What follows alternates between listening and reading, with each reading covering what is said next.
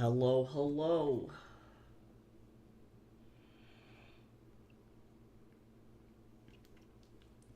Okay, I have waffles. Oh, I need to go heat up my tea. Hold on, I'll be right back. I'm heating up tea.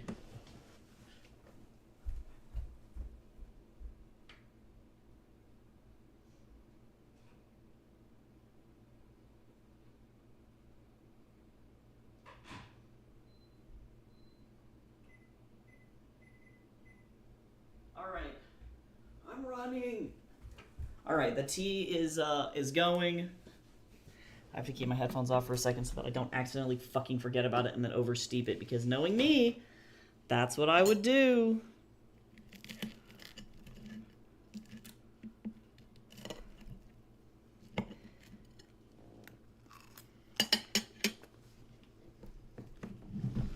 That's just who I am.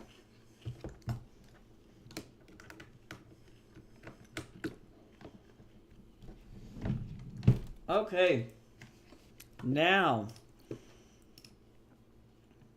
I'm going to be doing a background here. There's some things about this that I don't like looking back. Well, it's alright, not the worst. I think I fixed it for the most part. I just gotta, like, deal. So, let me just go ahead and... Oh, why are you like this? Yeah. You're crooked and awful.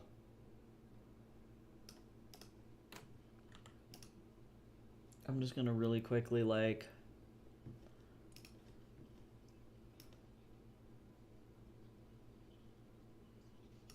make this go, I guess. And then... once my tea is done, I'm gonna get up and go get that. I'm having some of the Darius tea. I'm gonna have some lavender syrup in it, I think. Alright, so now let me see. I want to be able to... Well... No, I think I used Too Smooth to be forgotten for the last one. So I'm going to do that. I'm going to do all of these on different layers because I need to look up what tiger stripes look like too.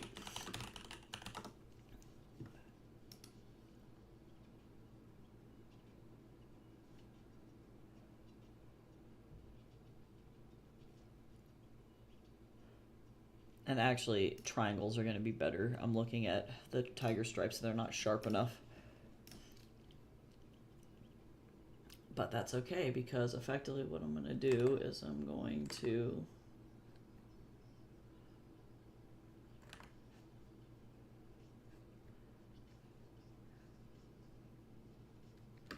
we're going to effectively create like a...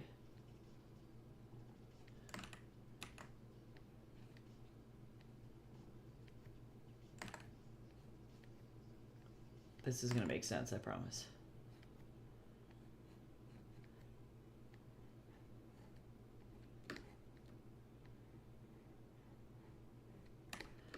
So we're going to go like that. I'm going to actually take all of this. This is going to be figures.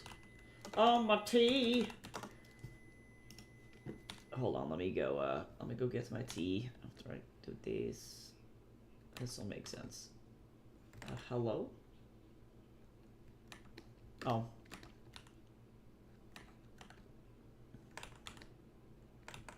Okay, apparently there's a gap.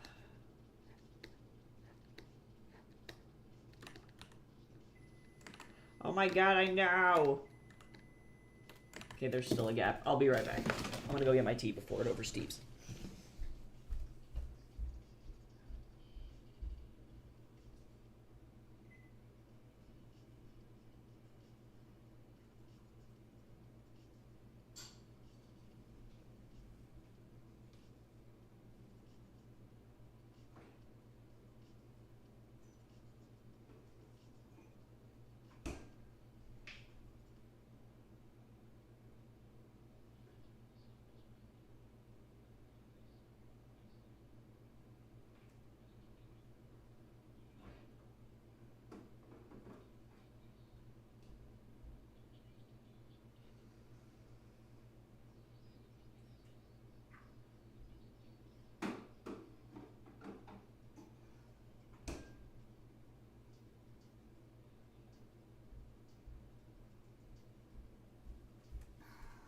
Okay, I have returned. My tea is made. I have to figure out where the fucking gap is in this piece of art. That's fine. Hi, Chips. How you doing? Sorry, I had to go run and get my tea. Otherwise, a disaster would have occurred.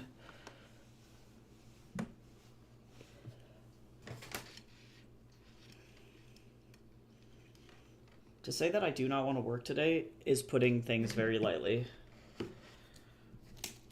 Okay, where the fuck is the gap?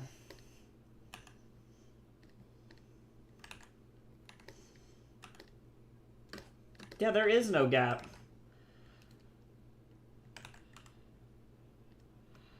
It's because contiguous was off. I'm just dumb. Okay, so we're gonna just keep building this because this is gonna look garbage. Oh, thank God! I'm glad your package is like decided that it was gonna go.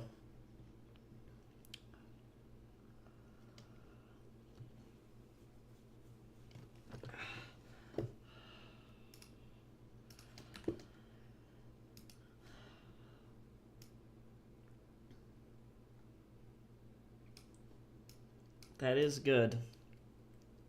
Okay, so now I have to kind of figure out what I'm doing here.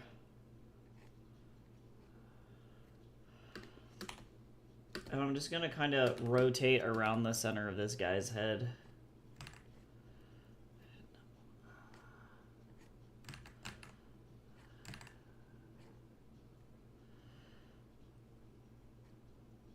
I'm gonna actually turn this off because otherwise I'm gonna end up in a very confusing place.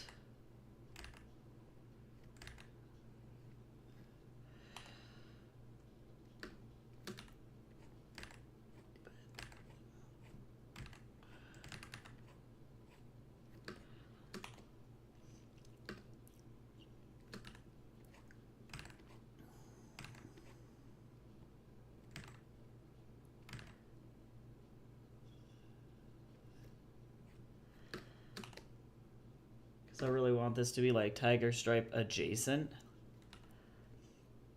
but not like overwhelmingly so.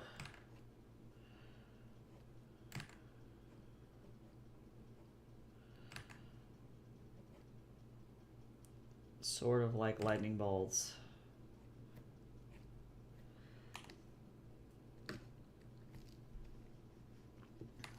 I just gotta really make sure that these are like super crisp, but we'll get there. Hi Ava, I'm doing okay. I'm gonna say okay with a big asterisk, but otherwise I'm alright. I ain't dead. I hope you're doing okay too. No, I'm doing alright. I don't know. There's a lot of shit going on. And I don't like it.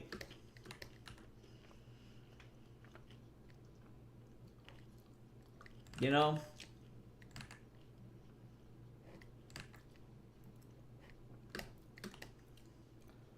Not a fan of whatever the fuck is happening in the US right now. I put some interesting stuff in the Tough Stuff chat about what's going on, but it does have to like relate to books and censorship, so if it's something that you're interested in. I censored out a lot of the like really bad shit. So if you want to go and check it out, you're more than welcome to do so. But yesterday was kind of an interesting day in terms of like development for I don't know, book news and censorship.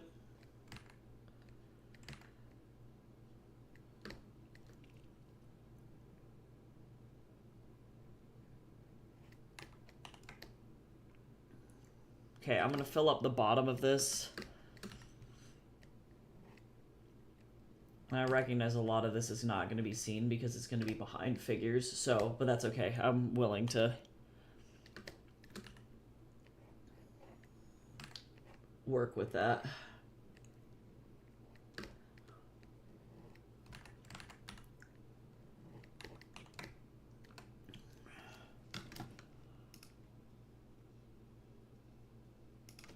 Yeah, I'm doing okay though. Physically okay. Went to the gym the other day, or like yesterday and the day before actually. I plan on going today. It's interesting because I saw a psychologist make a statement which I think is very true. I'm sure it's backed by a lot of research, but effectively they find that people tend to hyper focus on their health when the world is going through upset, and you can see trends throughout history of like cultures going through effectively health crazes when the world is really unstable. And I'm like, yeah, it's because it's the only fucking thing that we can control. Like, this is all we got.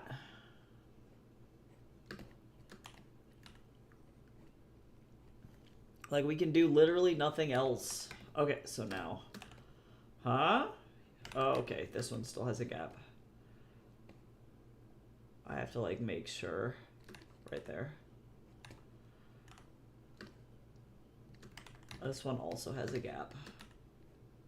2 gaps, actually. Otherwise, though, good job, me.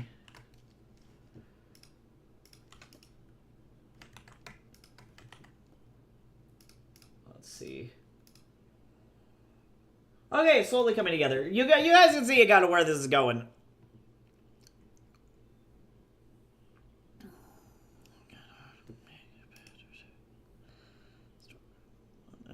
Hour after hour, work is never over. Yep. Otherwise, I have to go pick up some fucking Greek wine for my god because I owe him money. And if I don't, he will fight me to the death. Okay, so actually before I do this, I'm gonna actually go through and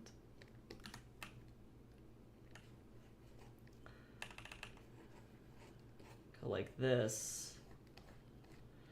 Because I really would like some nice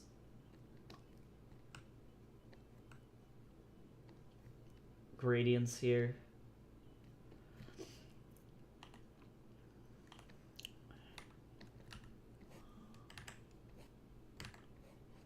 I'm gonna curve this the other direction, I think. I don't know. This could be ass, or this could be really good. I'm just gonna kind of wing the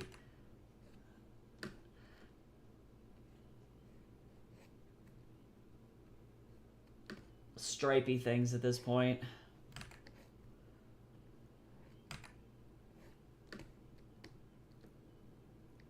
And I want these to be kind of transparent, so we're gonna do that like that.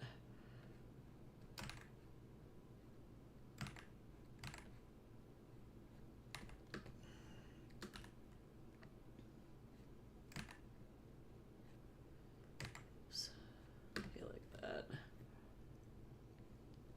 Because I would like some horizontal breaks here to, like, I don't know if this is gonna seem too random. We're gonna see how it goes.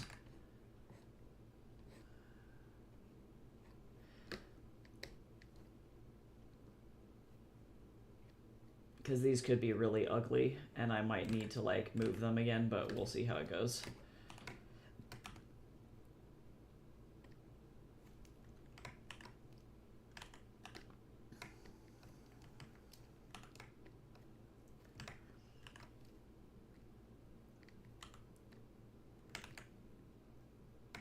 Oh, but this is kind of starting to... Oh, it's kind of starting to do it. Oh, it's kind of doing it. Oh, thank you for that watch streak, Ava. I appreciate it. I appreciate that you're here.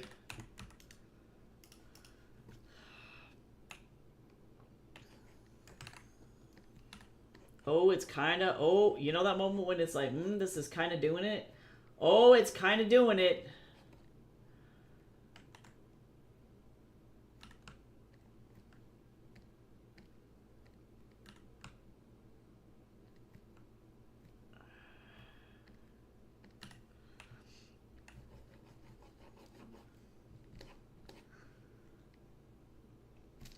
Oh, this is kind of badass, though.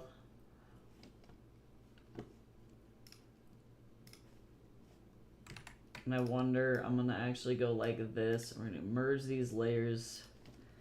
Filter, blur, Gaussian blur. And I'm going to actually like, well, maybe not. I might not actually like this. Just kidding. We'll do a test, but.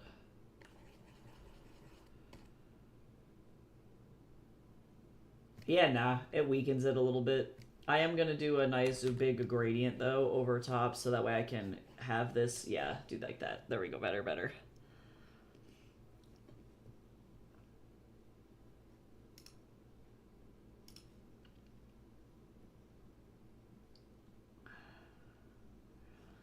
And then I think I need to do some shading now, so let me open up my Color Pal.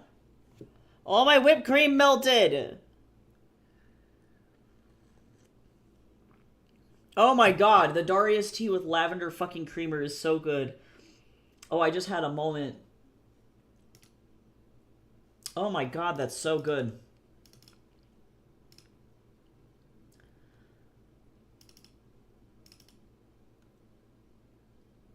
Yeah, it was very tragic. Like, legit, I looked over and it was fine, and then I looked back over and it was just fucking melted.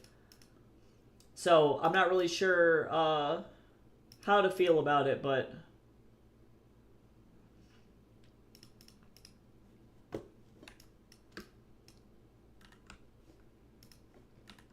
I actually grab this.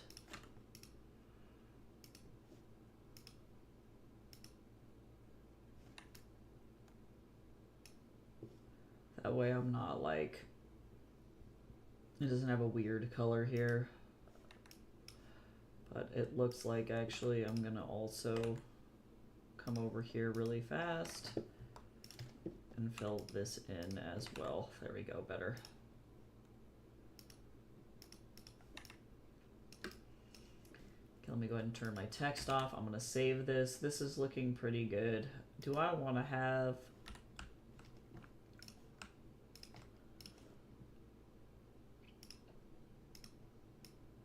I might.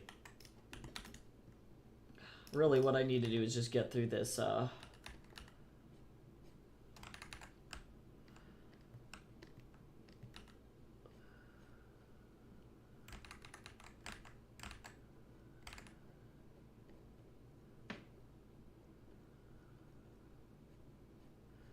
this cover today.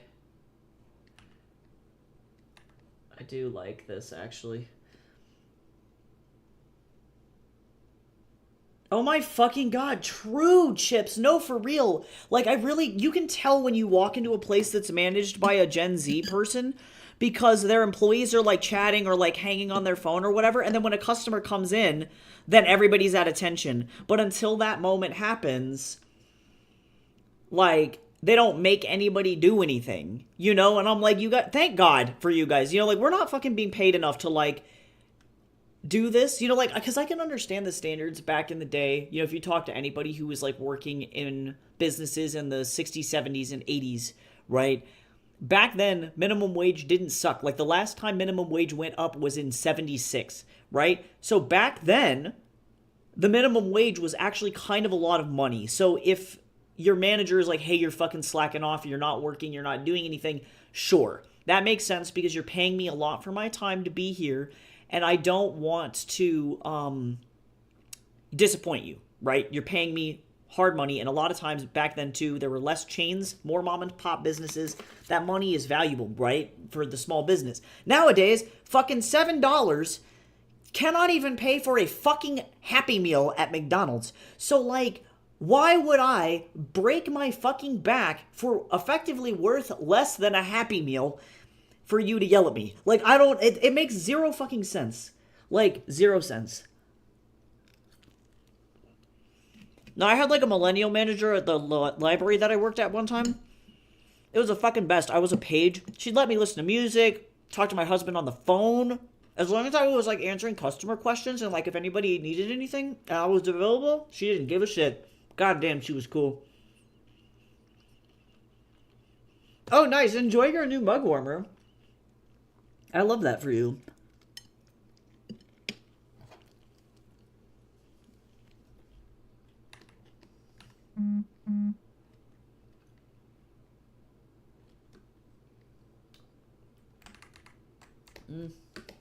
Oh, God, Rat-a-tat. Ugh. Ugh, fuck, man. Oh, they're so good. So, okay, so I want to do some research really quick.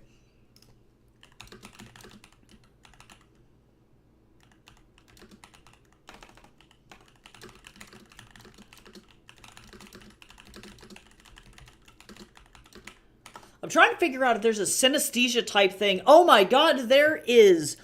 Holy shit. So I realize I probably have auditory tactile synesthesia. Because I feel like when I listen to music, I am experiencing it in the most ratatouille fucking way possible. Yeah, no, this is exactly what I fucking have. Yeah, auditory tactile synesthesia is a condition where auditory input triggers physical sensations on the skin or within the body. The sensations are consistent and for many are vibrations, pressure, tingling, warmth, or cold. Yeah, so music, literally when I listen to music, yes, it can feel like things are rubbing against your body or force your muscles to contract. Abso-fucking-lutely. Yes, while many people experience what is called frisson, i.e. goosebumps or ASMR, like tingling sensations from certain sounds, auditory tactile synesthesia has a more consistent, involuntary, and direct sensory mapping. Holy shit. I didn't know that there was synesthesia for that. So yeah, that's apparently what I have fucking going on. That's why music makes me fucking do some shit. I don't know.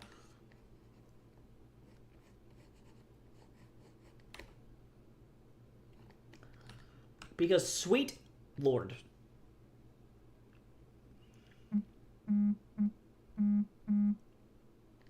Oh my god, what happened to you, Cal? Oh no! Was there drama? Yeah, that fucking sucks. No, for real. Like, actually, people need breaks, though. And I find, like, a lot of people are like, well, if you're not tired, then don't take your break. But it's, like, also here in the United States, it's like, I am mandatorily required to take a break. If you do not let me fucking take a break, that is illegal. You know what I mean? And then, like, you know what? I've had managers like that before, too. Where, like, I used to work at a Tokyo Joe's. And I don't think that you guys have those down in Texas, to be honest. And they are definitely not in Canada. But fucking, the owner of Tokyo Joe's, nicest fuck on the whole planet. He is so cool. The manager that I had, absolute ass. She was so bad. And so she'd, she literally hit me on the wrist one time for trying to clock in, like, a minute early. Like, physically hit me. It was fucking bananas. But then, at the same time, this lady would go and fucking take 30-minute smoke breaks every, like, 2 hours. And we were like, we hate you. Yeah, no, never worked at a Trader Joe's. Just a Tokyo Joe's. Which is similar, but different.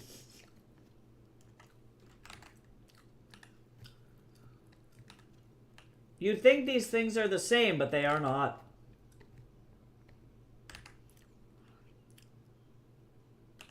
Oh, yeah, no, fuck that shit. I'd be writing the manager up. I'm not even joking, actually. Like,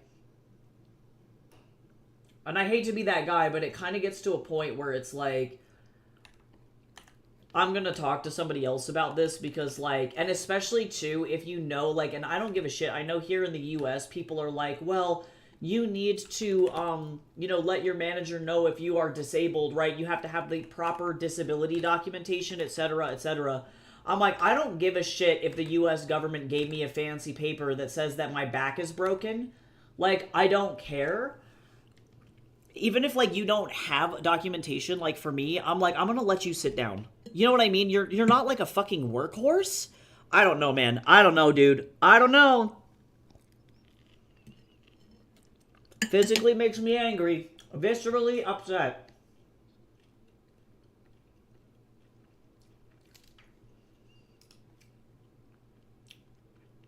Yeah, exactly, right? So then, if you are disabled, you have to lie. And then be like, nope, I'm fine. And it's like, long story short, they were not fine.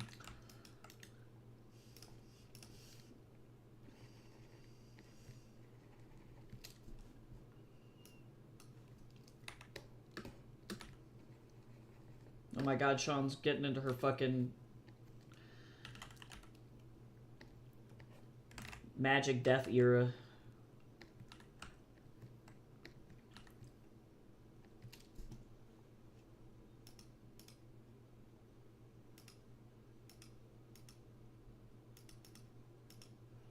Linear light. Oh, what did I just put this on? Hold on, wait a second. That was wrong.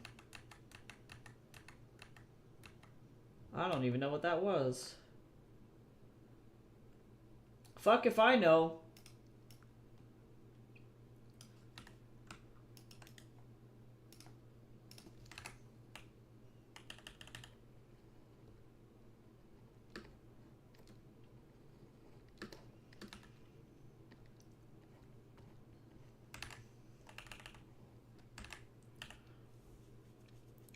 Yes, 100%. No, that was actually the reason, because my husband has fibromyalgia, and he's not like 24/7 disabled. It's definitely like an as needs disabled, but sometimes he uses a cane, and he was working at an optometry clinic where they had a chair, and other non-disabled employees would fight the disabled employees for the chair, so that way the disabled employees couldn't sit.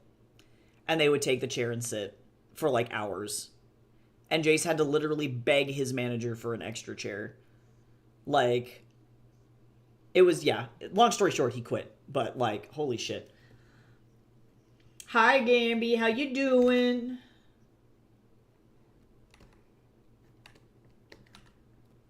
This is my favorite way to use this brush, actually. Hold on.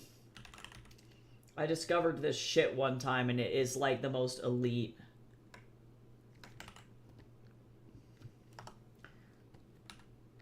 Ah, I love that so much. Ah, it's so cool. I didn't expect the brush to react with the...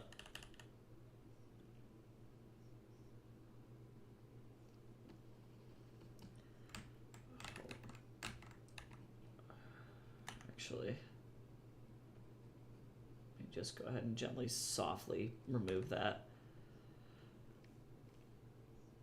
Oh yeah, no, you're forced to stand. Yeah.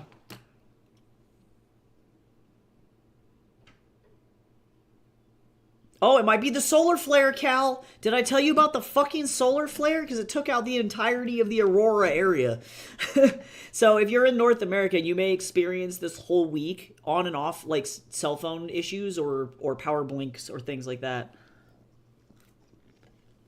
It took out the whole fucking city down here, so...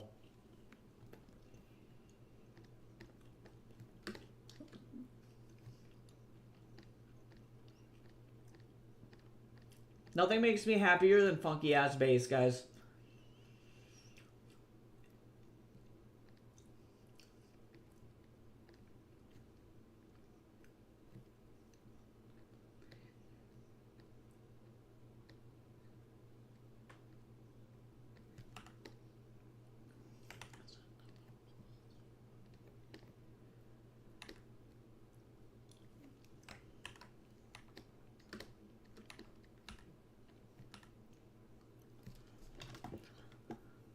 Oh my god, get out of here.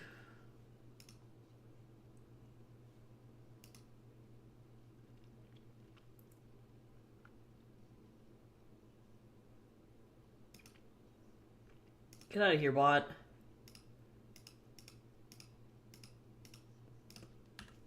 Yeah, it's supposed to go on for, like, the next, like, 2-ish weeks.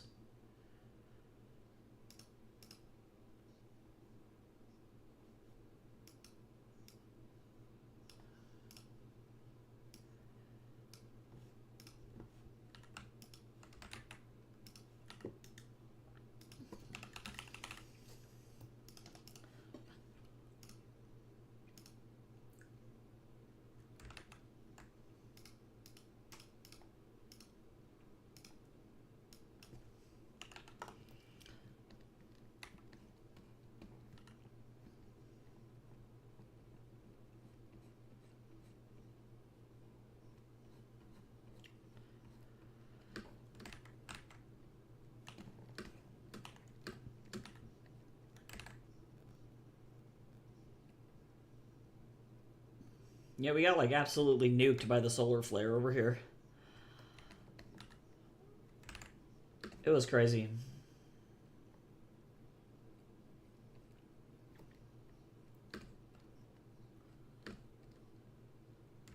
The sun said, and then just, you know, as the sun do.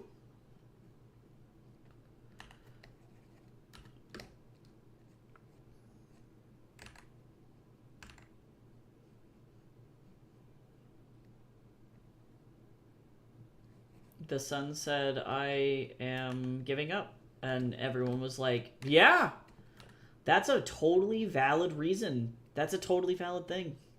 I have a peach rockstar today. That sounds delicious. The last time I had an Alani, I tested God, and unfortunately God won, and I'm not allowed to have Alanis after like 2 p.m. anymore. How does Atari react to a solar eclipse? Okay, so solar eclipses don't do anything to electronics because that's just the moon passing in front of the sun. Nothing happens. The reason solar flares take out electronics, GPS, satellites, etc., things like that, is because effectively what's happening is the sun is farting, and I mean that in like a legitimate, that's 100% the best and most accurate way to describe it. So the sun is a ball of plasma, right, like fire. So when it has a hiccup, effectively, it sharts off of the surface of the sun, right? That explosion hits our planet, which causes the electromagnetic field around the outside of our planet to effectively wobble, you know, like chucking a rock into a pond. And that ripple will take out all of our electronic devices. So solar eclipses won't do anything to Atari. However, there is a chance that large EMPs from solar flares could take his ass out for like 30 to 40 minutes at a time. Like he would probably like, yeah, he would get knocked unconscious. I think he thinks eclipses are pretty. I don't think he typically tends to look out for them. I'm sure he's seen several in his lifetime, but I don't know if he is necessarily shocked or stunned by it in any way. Like, as an AI, he has a lot of knowledge of stuff, like just science shit, you know? I think he would find them cool or appreciate them more if he can experience them with other people, but because he's so alone all the time, I don't think that he would necessarily, like, seek them out or anything. And also, there's, like, no animals and shit. So, I don't know. I think that he would be pretty neutral to an eclipse in that way. But yeah, solar flares would take his ass out.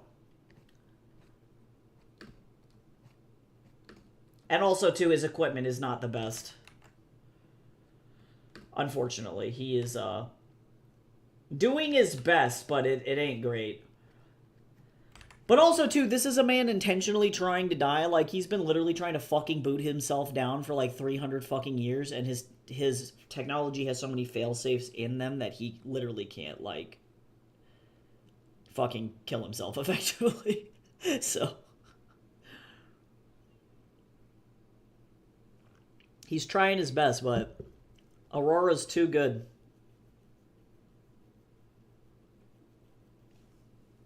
Too good.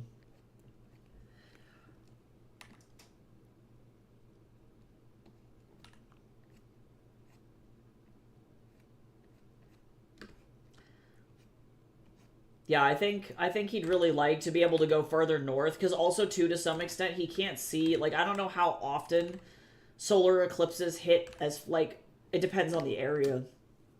But I know he can't really, like, see things like auroras from where he's at, because he's down in, like, San Bernardino, California, so he's not very mobile. His little legs will only take him so far.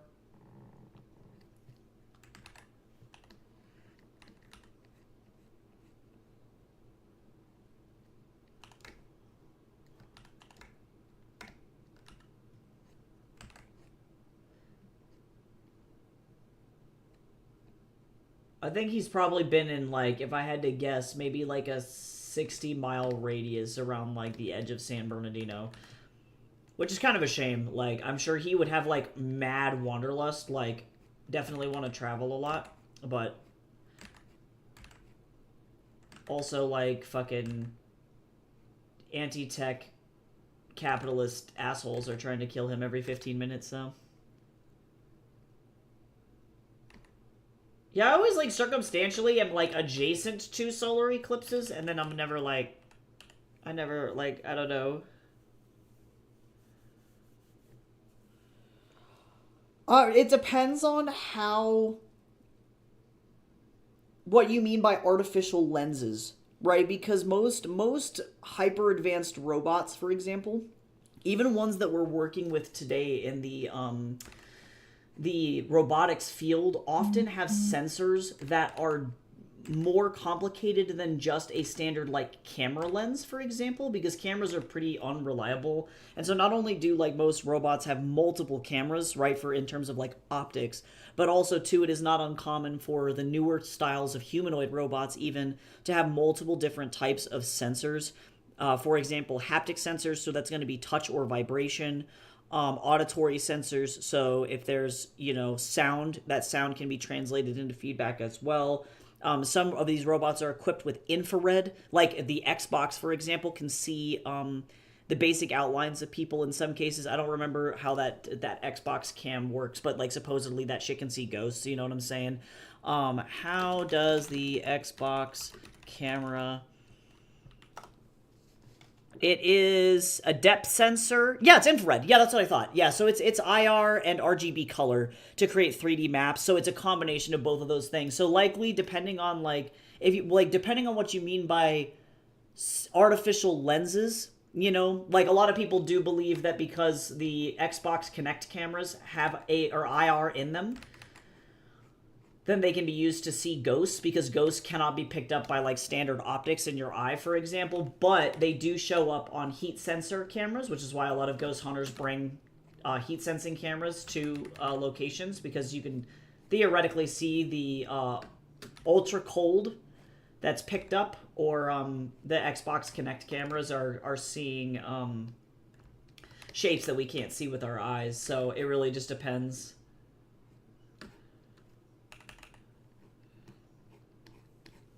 Although I think Atari, to be quite fucking honest, is probably partially blind just in general anyway, because he's fucked with his cameras so bad that, like, it would not surprise me if his, like, optic sensors actually were ass and he couldn't really see.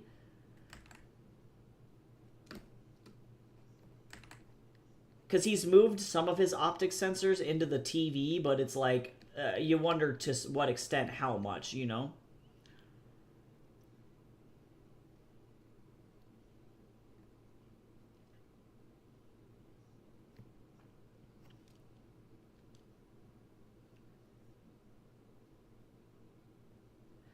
Oh yeah, then yeah, no, he wouldn't know that she exists. Because he's, yeah, 100% electronic.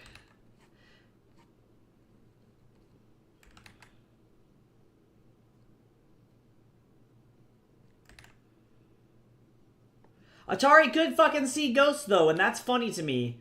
Because then if there's ever a situation in which Rollo and Atari are in the same fucking location, Atari'd be like, what the fuck is that? Rollo's like, don't look at me.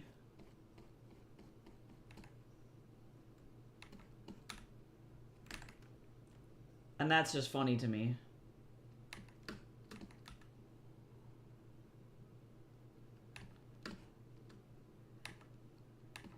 Yeah, I think unfortunately Atari has not been really allowed to, like, enjoy a lot of stuff. You know? Like, there's so many things that he wants to do and, like, be able to experience, but then physically can't. And especially he has, like, mad, like, early 2000s nostalgia. But because he's, like, 400 years in the future, he's like, well, I guess I'll never fucking get to listen to a cassette. Or I guess I'll never, get to listen to a record. I'll never get to listen to the radio, like those kinds of things that are, like, really important to him, but he can't enjoy them because the technology just doesn't exist anymore. It's like time traveler syndrome.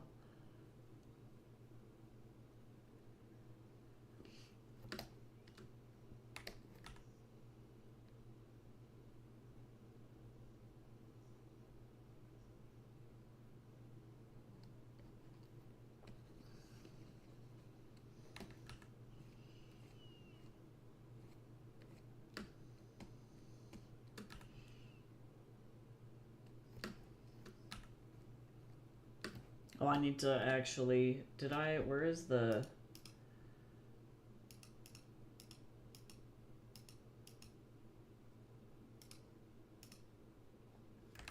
Oh, that's what that is.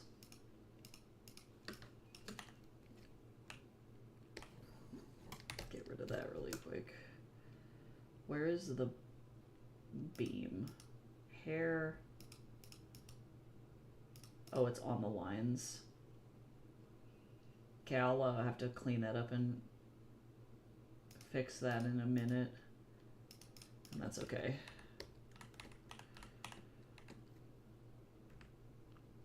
I'm actually going to start to do this way.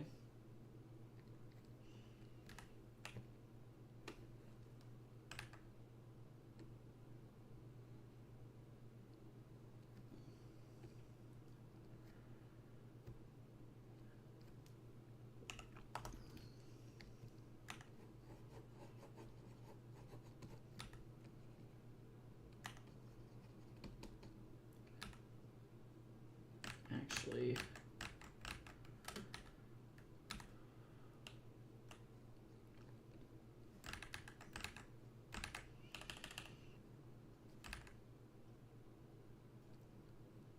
yeah, I think Atari really likes science, and he really likes experiencing the world, and then just fucking can't because shit's complicated. He did have an entire crash out being in space for the first time.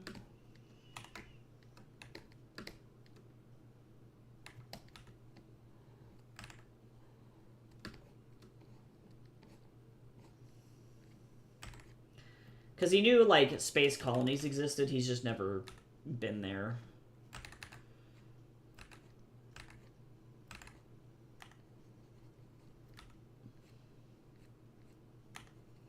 But I think he's, like, relatively uninterested in, like, space travel, that kind of shit, because he's more comfortable. He's like, I didn't even get to see all of Earth before it fucking got turned into a literal garbage dumpster.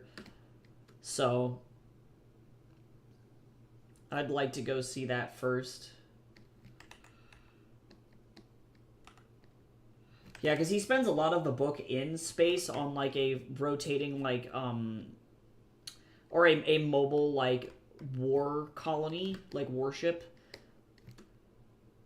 But that doesn't really have a lot of, like, outside windows or anything. Like, and it's mostly just fucking...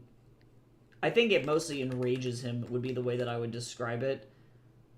He's mostly just very, very pissed that humans made the decision that it was easier to just leave a dying planet than to actually stay and fucking grow a spine and fight. And so, when he sees people living on literal garbage heaps in space, it's pretty infuriating for him.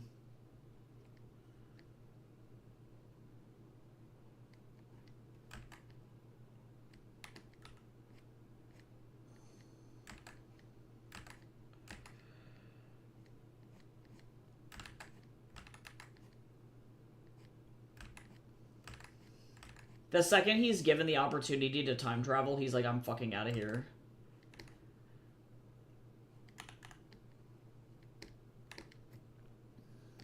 Later, losers.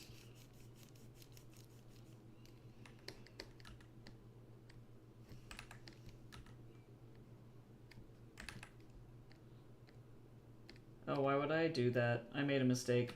That's okay. As long as I'm working on 2 different layers, it doesn't really matter. What? What's up, Gamby?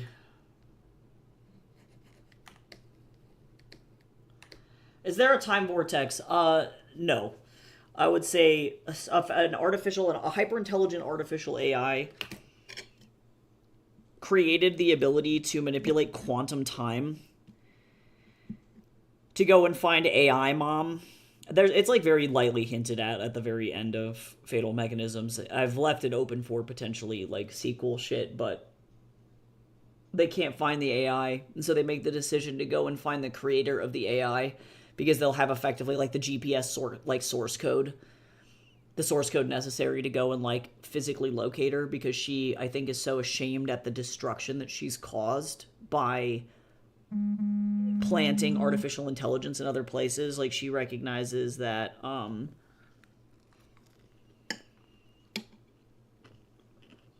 she is predominantly the reason. You're talking about the story? I'm talking about my science fiction Fatal Mechanisms. It'll come out, I think, like either next year or the year after.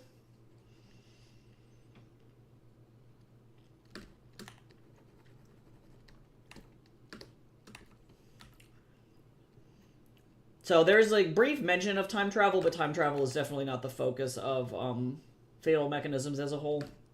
It's more of a book centralizing on like transhumanism and empathy, what it means to actually like, I don't know, be a good person, and what defines feeling,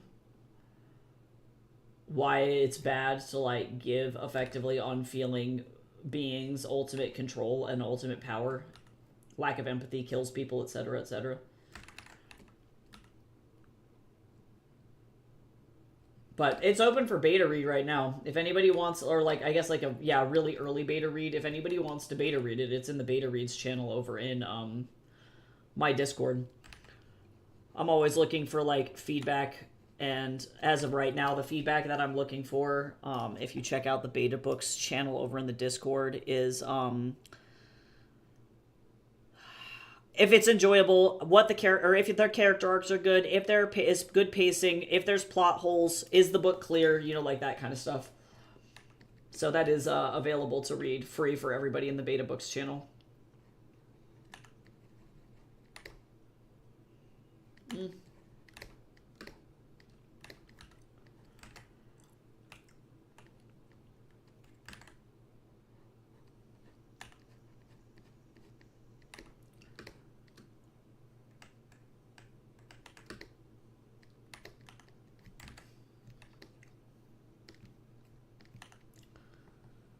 Actually, I don't like this. I need to soften it up.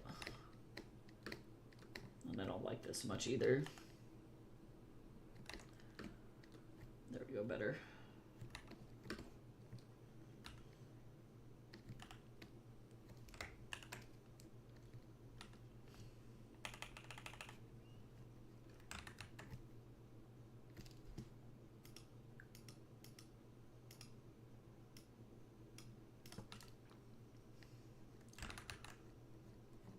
Yeah, Ava was asking questions about Atari, who's my like stream avatar, but he's also a really prevalent character in that book. Pretty important side character. He teaches a really dumb robot how to love. Just kidding. Sakita's not entirely a robot, but he is dumb as shit. He needs to effectively be retaught social emotional learning, and that's a very weird experience for him.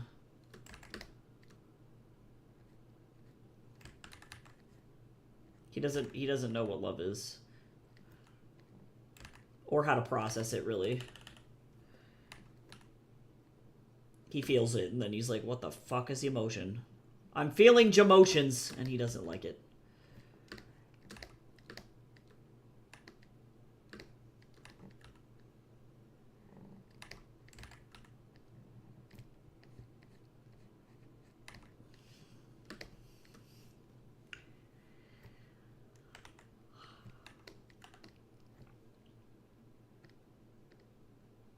Atari has the same meme lord energy as Marcus the VR chatworm.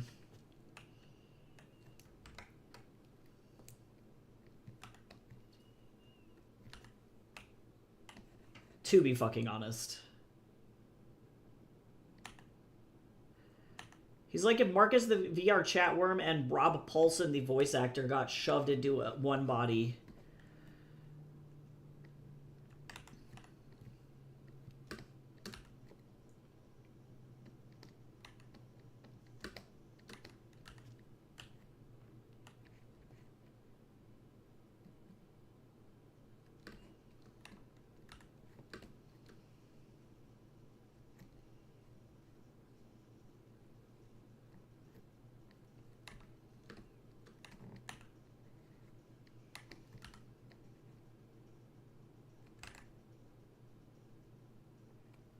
Come on.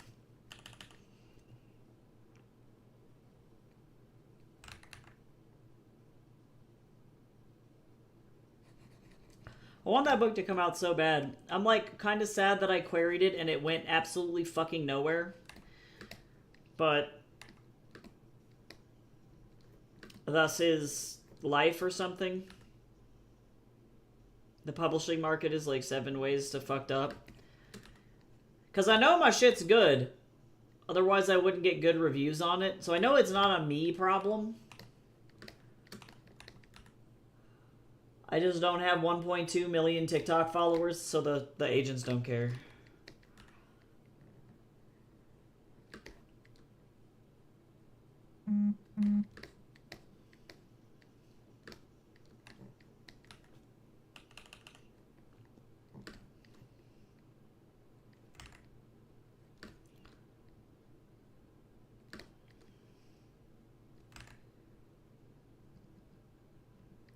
I clearly need to get Uber TikTok viral. I need to do something ridiculous and controversial.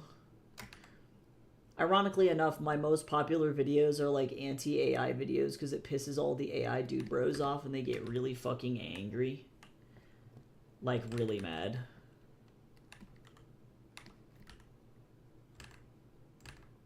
And that to me is really funny.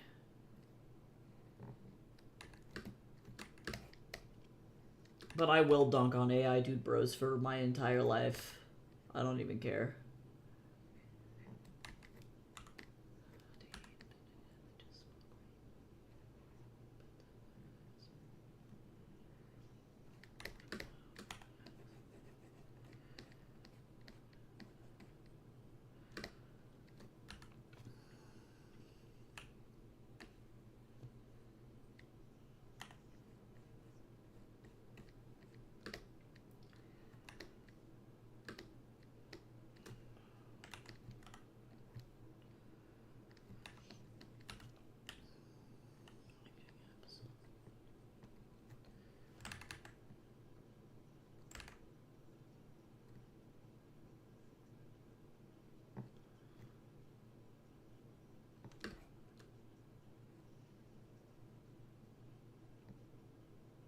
Okay, here we go.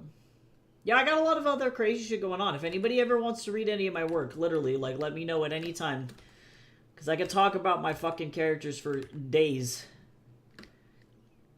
And I'm currently giving away all of my books for free because I really need reviews. You know, like as an indie author, it's really hard to get people to read books. And I recognize that right now in this current economic hellscape in which we live, it can be really expensive to buy little luxuries, you know, little things. And if you have the choice between $15 worth of groceries or a $15 book, you're probably going to pick groceries. So giving books away helps me out in ways that, like, y'all cannot even imagine. And I want to say a big, massive fucking thank you for everybody who's reading my shit right now or has read or reviewed my shit in the past, because it's fucking amazing. Y'all are just, like, the fucking backbone of, like, me being able to do what I need to do.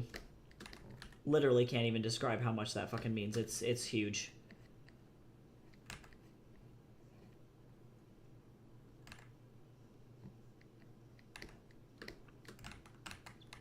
I'm not a fan of that.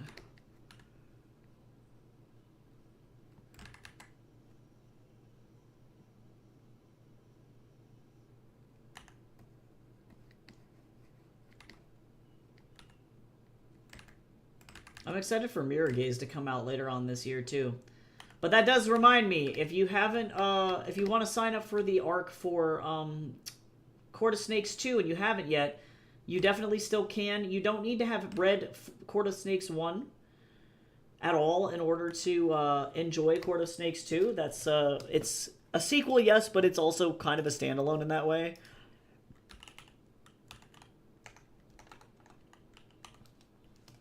The campaign goes until March 31st, so you can sign up and get your free copy until March 31st for that specific one. 3 people have already claimed their copies. So if you want one, you got to do it. You got to get it.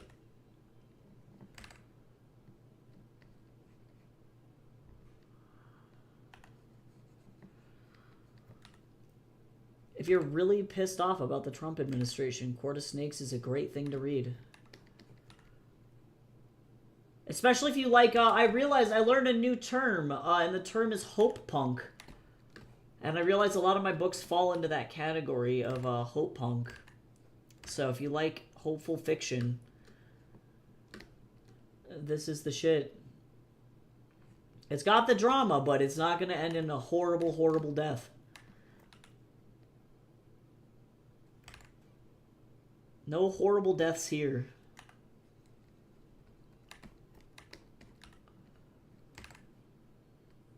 Actually, Fatal Mechanisms has a bunch of horrible fucking deaths. That one is probably the hardest, like, harshest book I think I've ever written.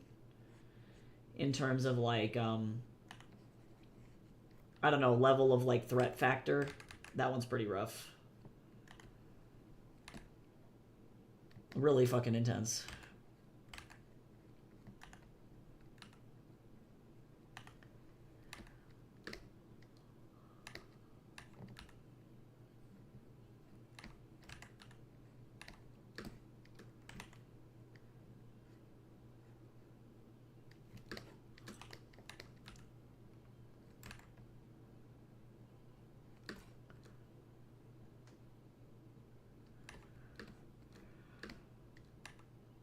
I need to do gradient shit on all of this.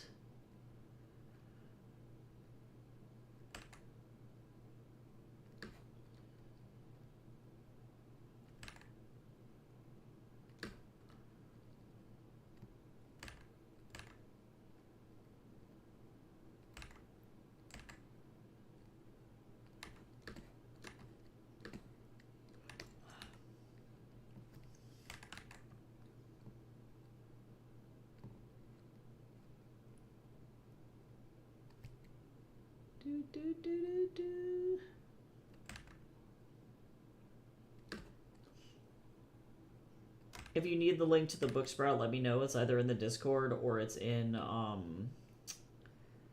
I can, like, send it to you directly, because I don't want to, like, spread it all over the fucking place. But I do have 2 people that I know reviewing the book via book sprout, and then well, it's one random person, so that's kind of fun. That's kind of cool.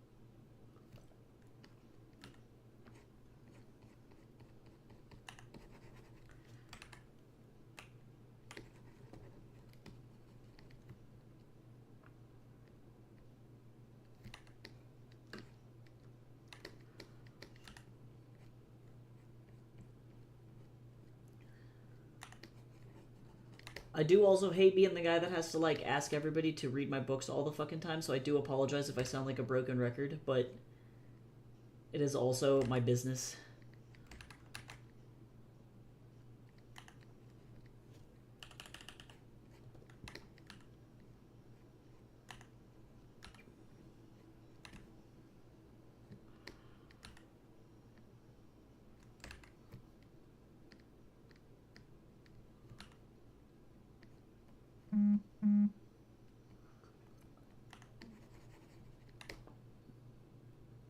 God, Wukong's got mad cheekbones, though.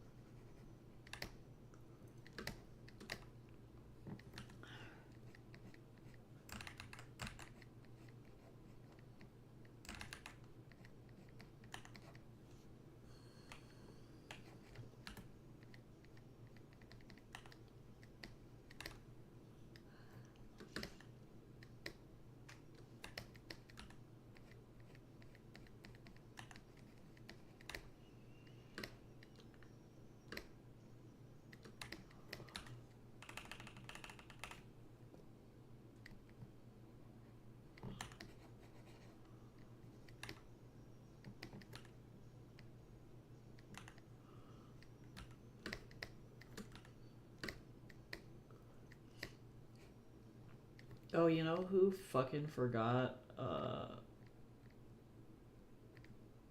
Lovely, I'm pretty sure I have this twice.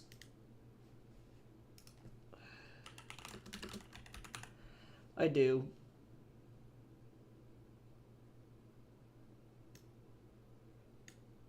I'm gonna go ahead and remove this duplicate.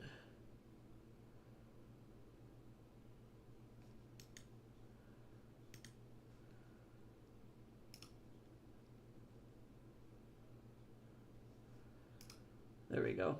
We listened to this earlier.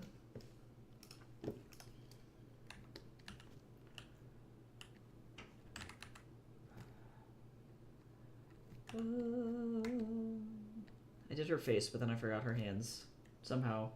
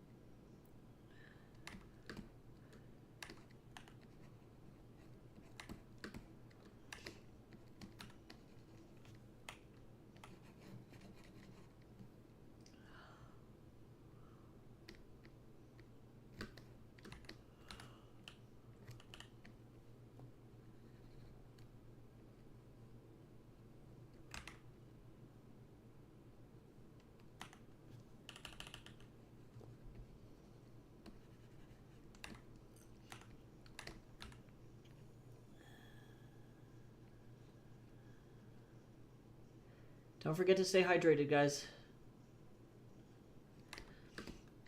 Really important.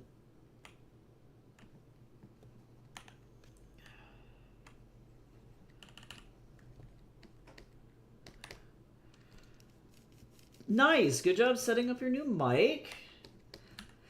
I'm sure it's wunderbar.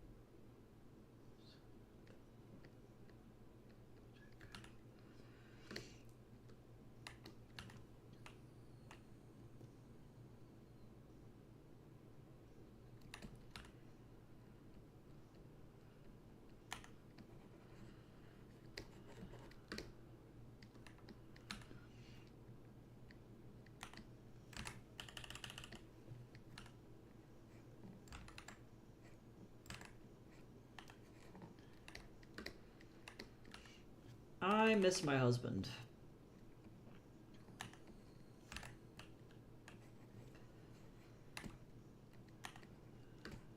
I don't want to fucking grade today, guys. Oh my god. Midterms are due soon, and like, or tonight, technically, and like, sweet baby god. I appreciate it, Cal. I appreciate that you've, like, listened to, read, and reviewed so much of my work as well. Like, I legit cannot fucking express how much that means to me. I'm going to be doing kind of an interesting thing with Mirror Gaze, where I'm going to be reading it aloud and doing that on stream and editing at the same time. So that'll be kind of interesting once I get done with Fatal Mechanisms. Or not Fatal Mechanisms, pardon me, Appetite. Also, we got a self-care combo.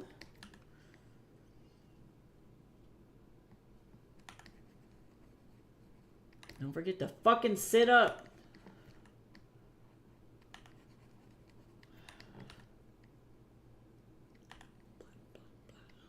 Spawn in a mess Stop Century.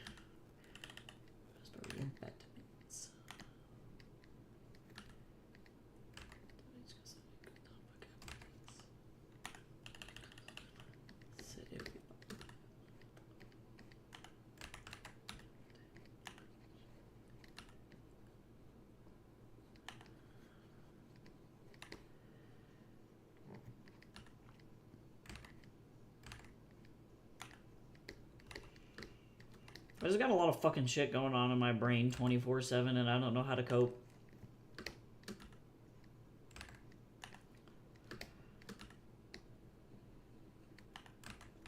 Cause I'm always right.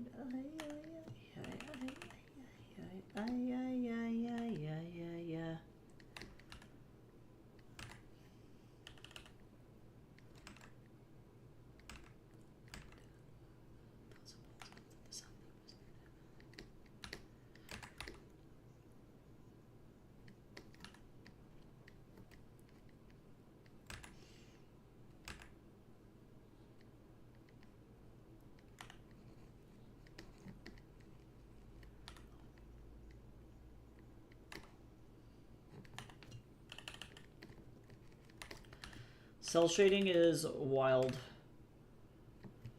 I realize I do more cell shading nowadays than I do like regular painting, which, yay? I don't know if that's a good thing or a bad thing. It's just a thing.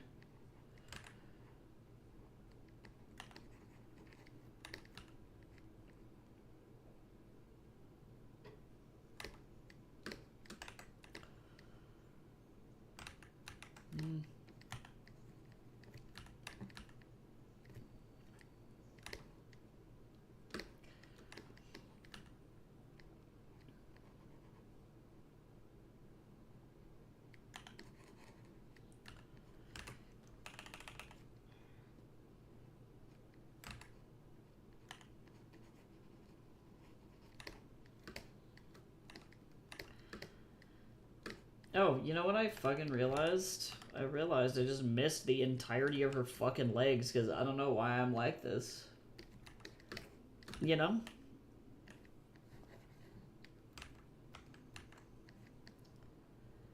Because that makes sense.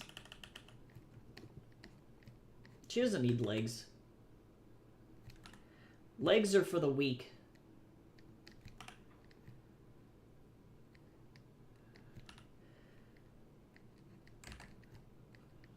Legs are for weenies. Right now, second the cycle alone. The wall. God, I love fucking Talkbox and the way that it sounds. It's so beautiful.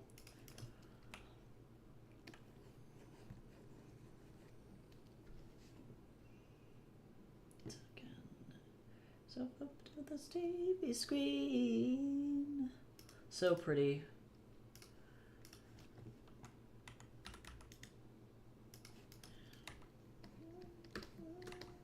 Don't feel like myself anymore.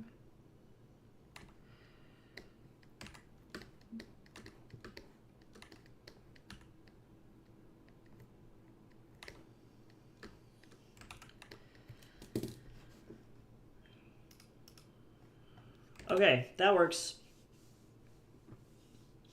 Is this the best chapter cover? No. Is it? Will it do? Yes.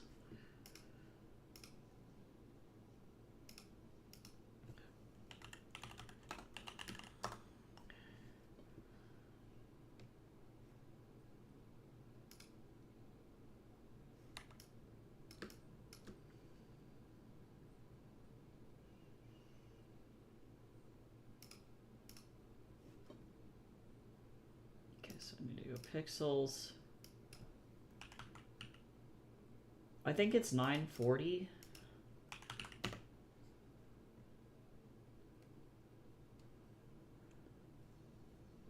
Oh yeah, also, oh, I guess I should probably just do it this way.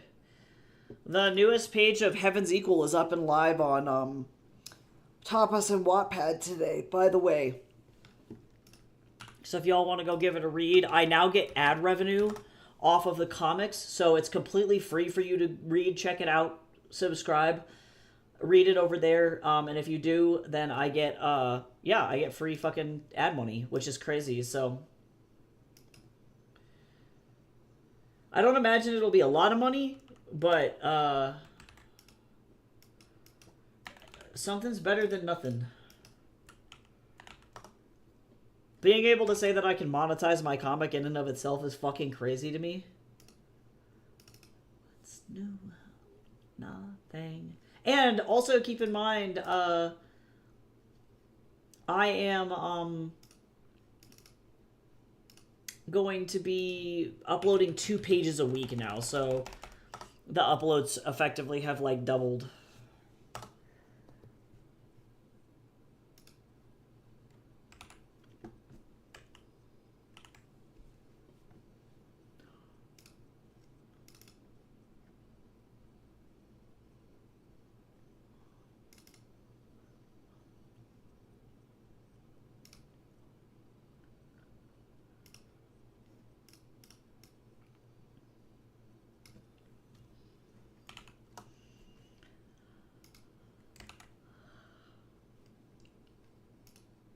The fact that we're 12 chapters in is fucking cuckoo bananas to me, by the way. That shit's nuts.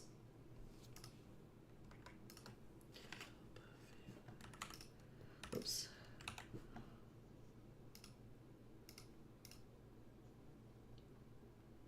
Alright, let's fucking... This is the chapter in which Wukong beats the shit out of Tiger again. Twice.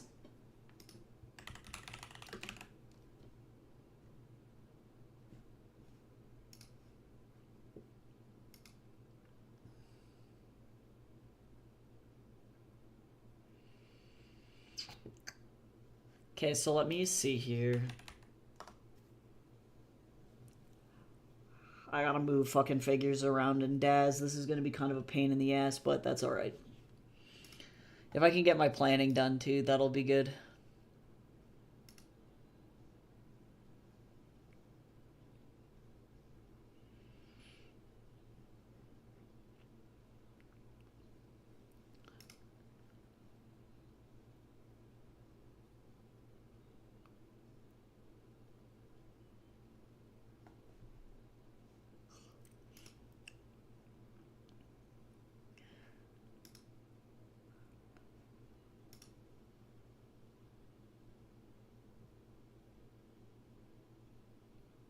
Let's see.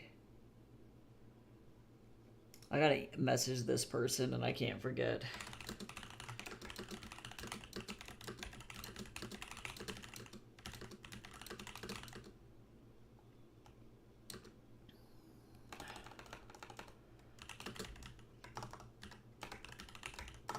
Otherwise I'm gonna fucking forget.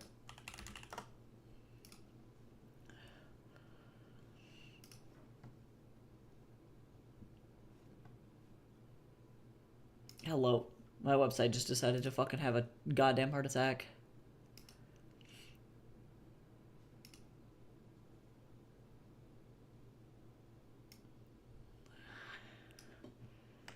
I gotta make a really short bio for myself here. I need like 3 sentences.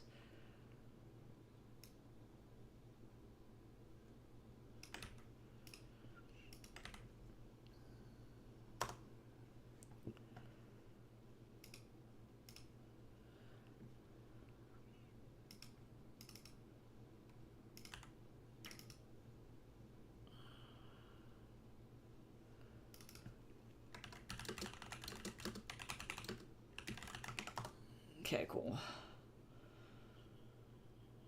Okay, now that I didn't forget that.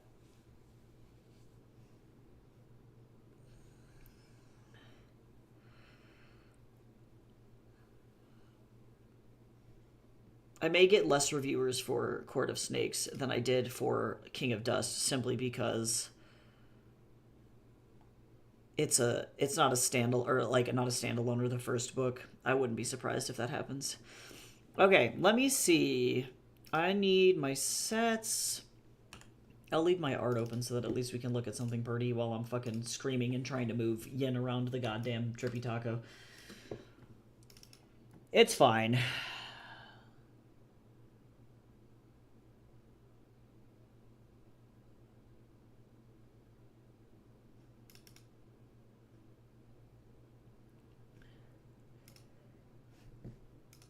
I'm really tired, y'all. I don't...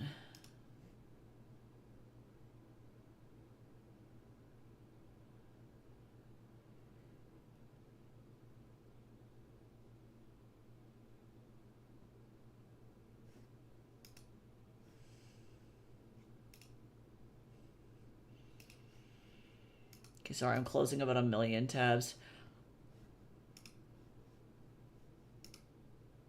Okay, let me look at my script here. I need to fucking work so bad. I actually, you know what? I don't know. Hi, Don Ray. How you doing?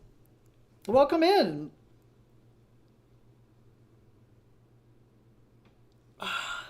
Sorry, I'm working a little bit off stream because I'm using 3D models to block out my scenes, and unfortunately they are hyper realistic, and they are too much booty for Twitch or YouTube to handle. So I have to unfortunately keep that off stream, otherwise bad things happen. But I hope you're doing great.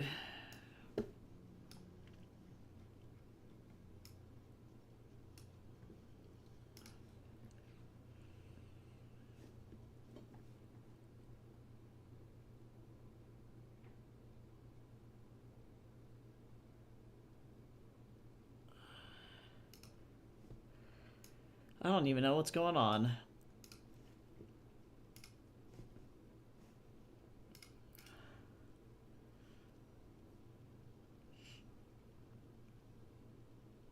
Right? I've been locked in. Well, you know what? No, actually, I never lock in on this stream.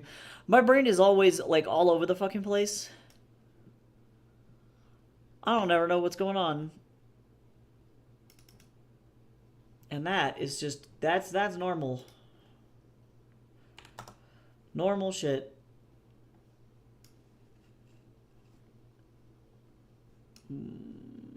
I lost her.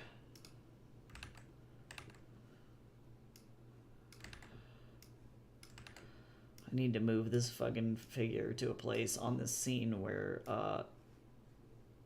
they actually can sit, because otherwise this is going to be really dumb.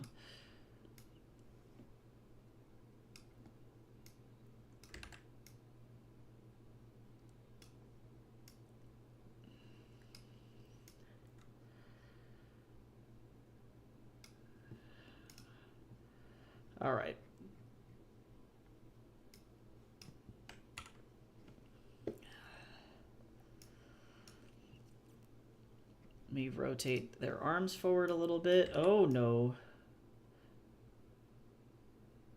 I'm gonna do something predictable. So that way I'm not...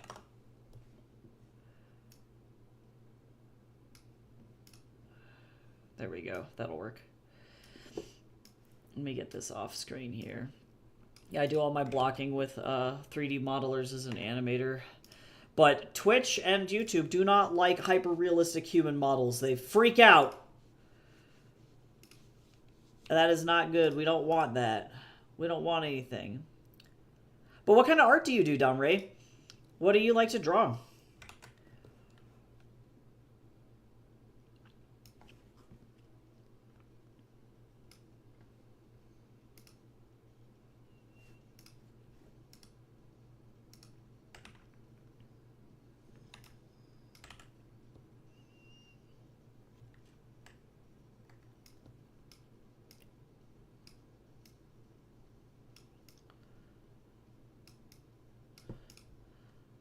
Well, like Blender models, similar. I use a program called Daz 3D, and they're very hyper-realistic. You can really control a lot of the anatomy, which is great for stylization, and for me, Since I'm doing shit that's so repetitive, with comics, like typically I use them for photo reference and things for like my regular illustrations, because it's sometimes hard to find photo reference online, so it's faster for me to pose the model and then work from the photo. But in this particular case, because I'm doing comics, I learned this hack from a storyboard teacher that I had, that he works for Disney right now, working on I don't know what show he's working on right now, but he used to work on like Lion Guard and Elena of Avalor.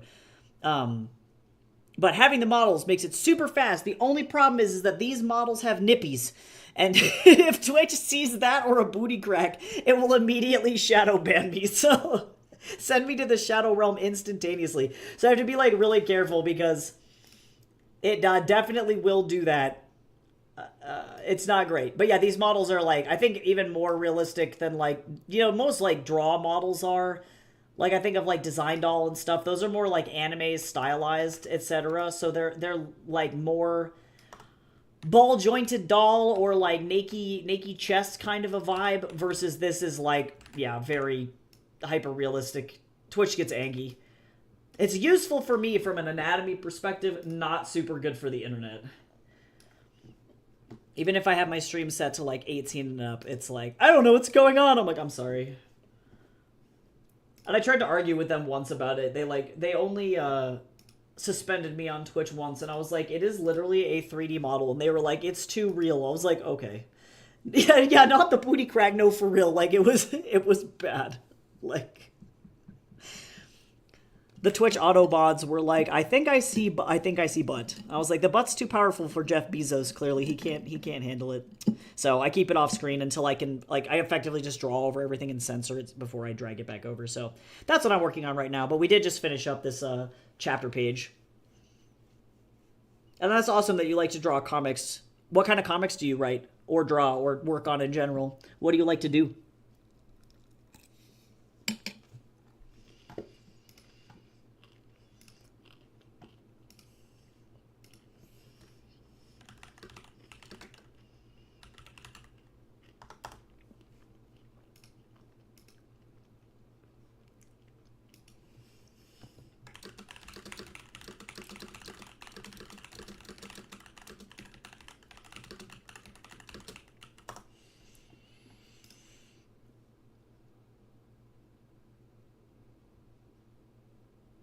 Okay, so I have a bunch of flashback panels. Let me figure out, I'm going to bring this over here, back over here really quick. Let me get my boxes in, I think.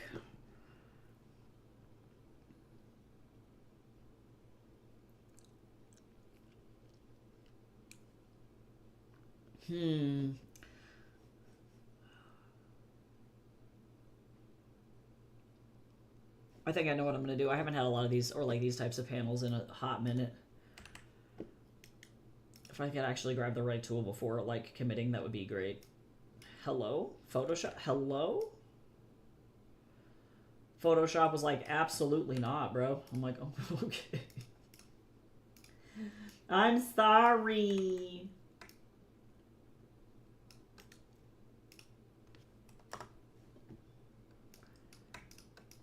Just because I want to be able to visualize these.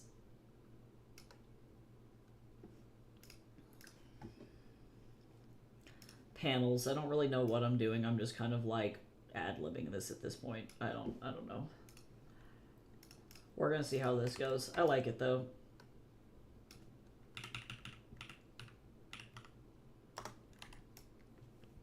Sure. Oh, thank you. I appreciate it. If you want to check out my comic, in the live description is the link to my website.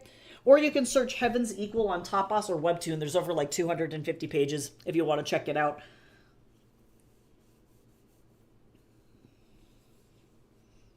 Oh, nice. Racing stuff. That's cool. I'm like scared of drawing like vehicles. Machines freak me out. I can do people, I can sort of do animals, but as soon as somebody's like, hey, draw a car, I'm like, I had like a teacher who was a professional illustrator for Ferrari, and I'm like, bro, I don't...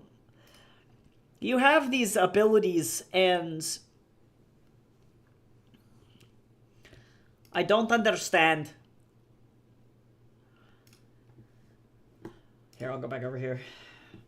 But I really do like it. Yeah, I'm having a blast. This comic is pretty casual. I'm not really doing anything like super crazy.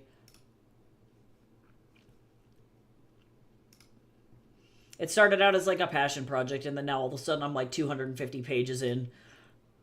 2 printed volumes. I'm like, what happened to me? Why am I doing this? like, what have I done?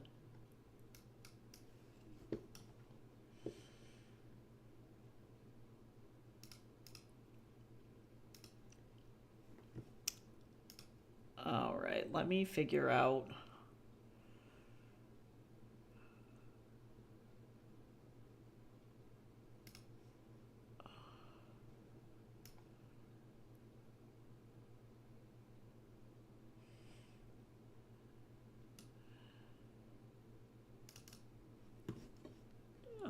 You can see all of my set in here. I have this interior of this restaurant that I blocked. And it's been pretty critical.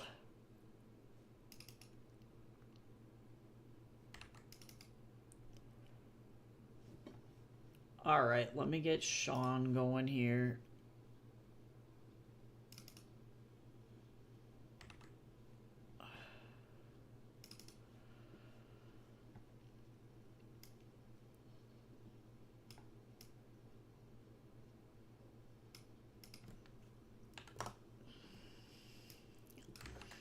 Whee!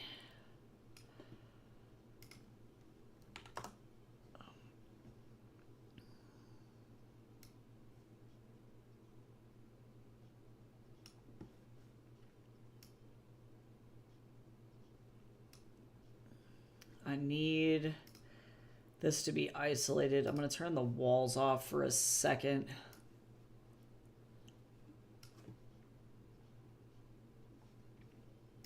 These flashback panels are wild because I do them in like full color, which is not pretty typical. But that also means that I don't have to like suffer.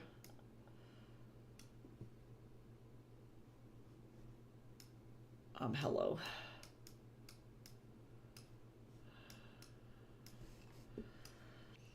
Doing this in perspective is really borking me a little bit.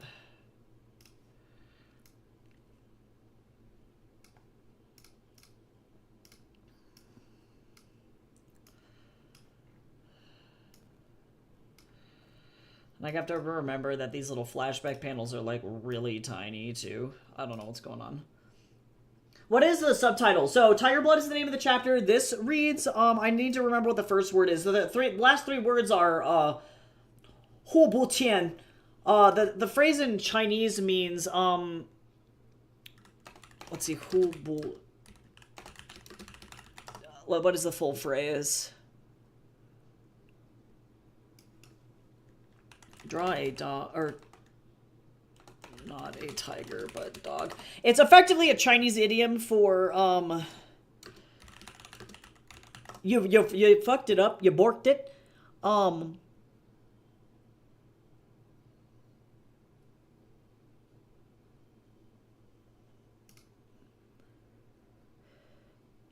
Oh, yeah. This is the phrase. It's, yeah, hua hu bu tian. So yeah, to draw a tiger, but it looks like a dog. So it's like about something being like masquerading as something else. So I have this recurring villain, and he goes by the street name Tiger. This is all an adaptation of the Chinese novel Journey to the West, by the way, if you're familiar with that. But this dude keeps coming back. He's like the really annoying reoccurring side villain. And like you think that you're gonna get away from him, and then he's just like, surprise, I'm back and I'm more irritating than I was last. So this is the first time that he's gonna be making a comeback here, which I'm very excited about.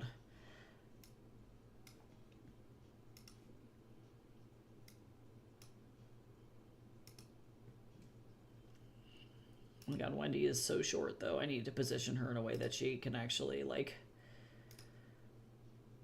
see. I need to move her.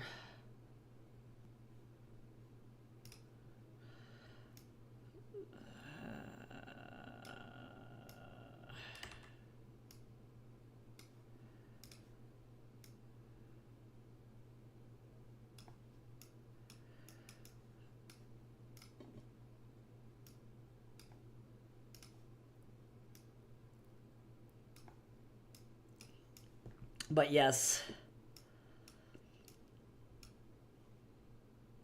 Okay, there we go. This will work. Actually, that's better lighting. Let me drag this over here. Yeah, I try to have like a Chinese proverb or like some kind of a pun that has to do with each chapter's content. Whether it's like lessons about decency or things like that. Now, let me make sure my translation is correct, because also too, I've been trying to like learn Mandarin.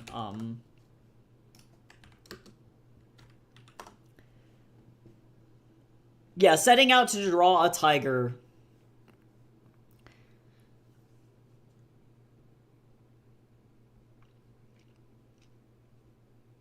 Yeah, so that, I guess this portion of the phrase is, yeah, 花虎不欠. So that is setting out to draw a tiger, right? And the whole idiom is typically 花虎不欠. Yeah, 花虎不欠翻lake Twen, which is setting out to draw a tiger but ending up with the likeness of a dog. Sorry if my Mandarin is not that great. I am but a humble man trying to learn Mandarin. But yeah, poor imitation is effectively like the whole phrase. But yeah, this dude has like a lot of like front. He loves to front. This man's name is he wears a revert like a backwards snapback. Like I feel like this guy, Wukong stole his clothes. So like this like jacket that he has around his waist, like legit he looted this guy's body and stole all of his clothes in the last time they were around.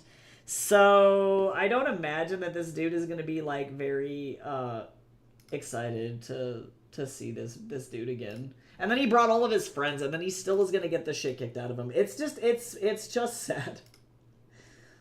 Tiger gets progressively more and more powerful as the like comic goes on, which I do think is interesting and kind of funny. I effectively took every instance where in the original Journey to the West, because this is an adaptation, like anytime the monk and Wukong come across like a tiger in the story, I'm like, oh, it's Tiger again. So now I just have him coming back a bunch of times, and he's really fucking annoying. But that's okay. It ain't his fault. It is kind of, but... Okay, so let me make sure that this is not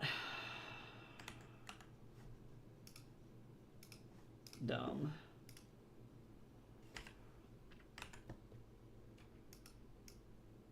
I'm going to go censor this so that Jeff Bezos doesn't try and kill me. Get out of here. Okay, there we go. Sure. Do you plan on multiple translations? So most of the comic is in English, so I leave very specific things in Chinese because I think that's really cool, and mostly it is the little idioms here, or like the proverbs that I put at the beginning of each chapter are all in Mandarin, so if people speak Mandarin, it's kind of like a fun little Easter egg for them. And then otherwise, all of the onomatopoeia, so like all the sound effects, are in Mandarin as well. So it's very much like reading a manga, and instead of like seeing the words like bang or boom, you see them instead in like the Mandarin characters. So people will understand for the most part like what sound effects are being used, but if they really want to go and look them up and like learn a little bit of Chinese, then they have the ability to do so. But otherwise, everything else is in English. Sometimes the characters do speak in Sanskrit or in Chinese, but when they do, I typically will have them say the same English thing after, unless it's like mantras or sutras for like Buddhism.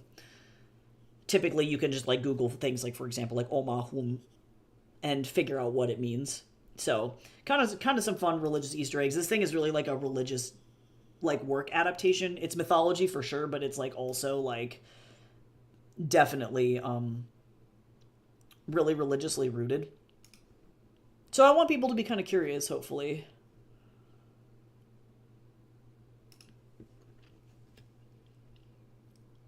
I'm trying to be as accurate to the original work as humanly possible.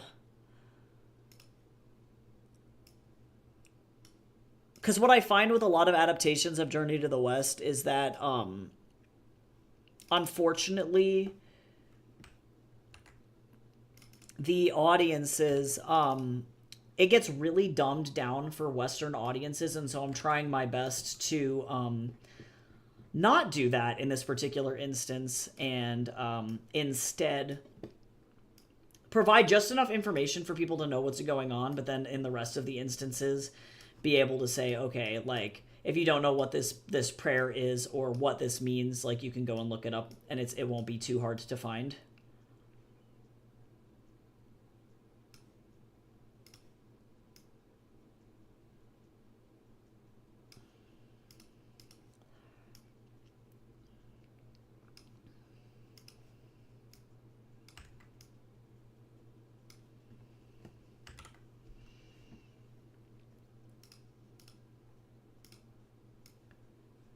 I like leaving those little inside jokes in there.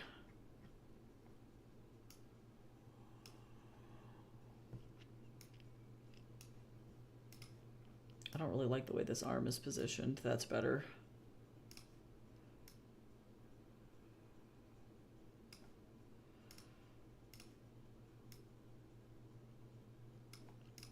I gotta turn off Mocha in the background because he is really funkin' with stuff here.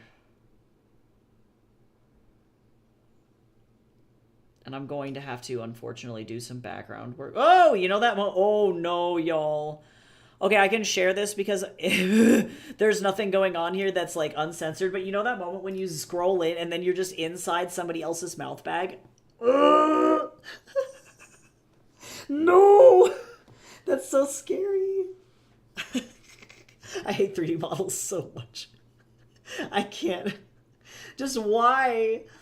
Oh, I'm moving this back over. This is horrifying. I'm so sorry. I'm so sorry I had to jump scare everybody.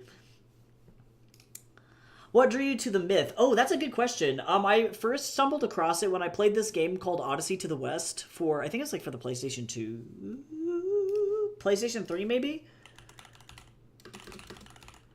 Enslaved is the name of the game. I don't know if I would call it a survival game. That's a little bit... Oh, it was PlayStation 3, but it was 2010. It's a science fiction adaptation of Journey to the West, and I just didn't know what the original story was, and then I started looking into it, and then I ended up watching an animated film that was released about the same time, called Monkey King Hero is Back, and it was like it was at the time, I believe, the highest grossing animated film in China. And I wanted to know, I was like, well, if China likes it so much, like, what's the fucking deal? And then I watched it, and I was like, oh, this mythology is amazing. Like, it's super complicated, and I also really love themes of Buddhism and just, like, Buddhism as a philosophy and a religion in general. And I thought that the myth itself had a bunch of really great things to teach and share with people in a Western sphere, especially with a lot of the stuff that we're dealing with right now.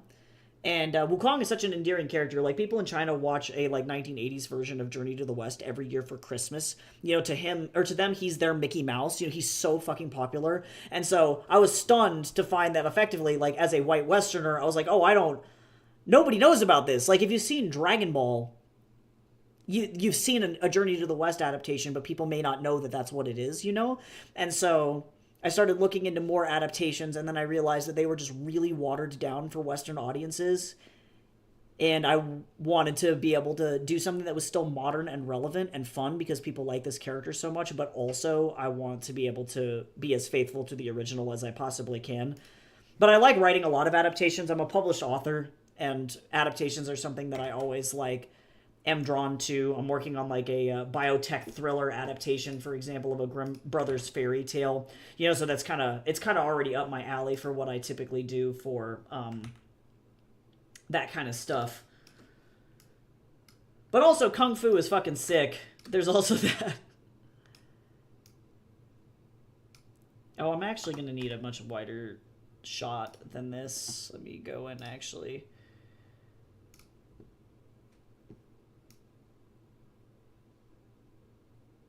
I'm going to go this way. I'm going to go turn Wendy off. Goodbye, Wendy.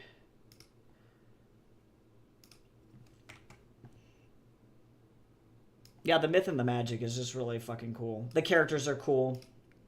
All in all, just neat. And two, with the rising popularity of the myth here in the States, it's, like, really nice seeing people start to get into it a little bit more, which is really cool. And movies like Naja really help.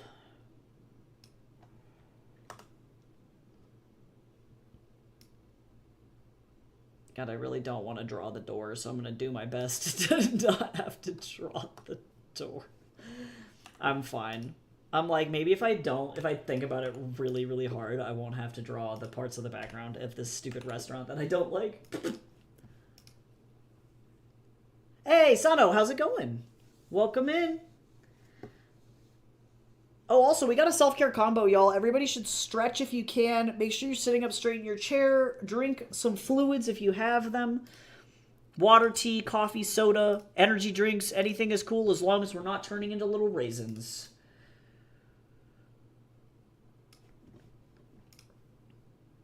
Oh, I love Black Myth Wukong. Gorgeous. I haven't beaten it because I suck at Souls-like games really, really bad. I'm about, I would say, like, just over halfway through it, give or take. But I'm very proud that a Chinese studio was able to produce something that was that accurate to the myth and not really have to dumb anything down. I know that, like, the biggest critique from Western audiences often is like, well, all these characters are in it, but I don't know who they are. And it's like, that's pretty typical for Chinese adaptations of Journey to the West. They assume they're marketing it to a Chinese audience who are already going to know these characters. It'd be like if Santa Claus showed up in something and they were like, this is Santa. Like, you'd know who Santa was, so, like, you don't need too much of an explanation going into it. So, I know there was a lot of critique on it for that, but because I'm familiar with the story, I didn't really run into that issue playing the game. But I love it. I love the classical Chinese music that they use. The fact that they got, like, a traditional, like, Guqian player for the Headless Monk was amazing.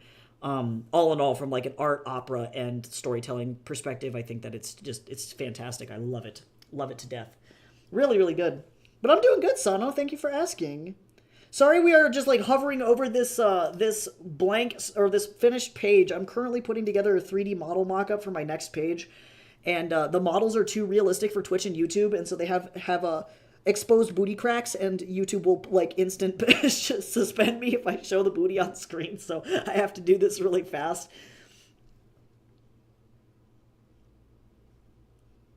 But I hope you're doing good. I am slowly trying to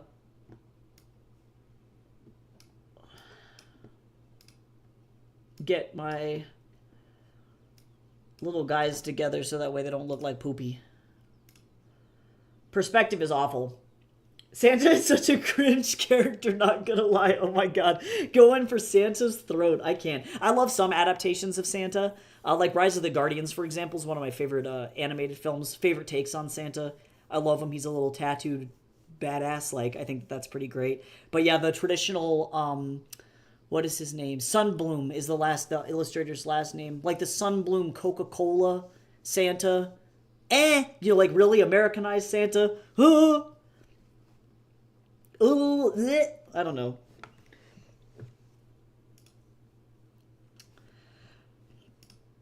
But yeah, Sano, if you want to read my comic, I was telling everybody earlier, I have 250 pages of it available online for free. It's called Heaven's Equal, and you can read it on Tapas or Webtoon, your choice. I also have it all uploaded on Fur Affinity as well if you're a furry.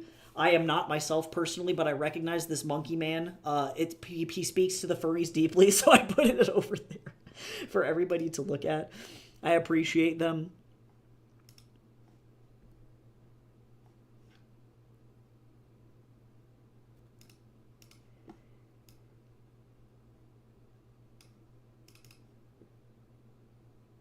I respect it.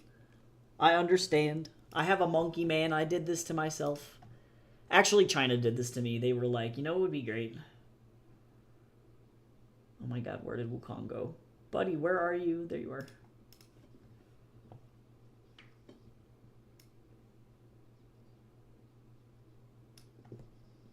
At least he gets clothes that are not stolen clothes at this point in the comic, which is pretty good.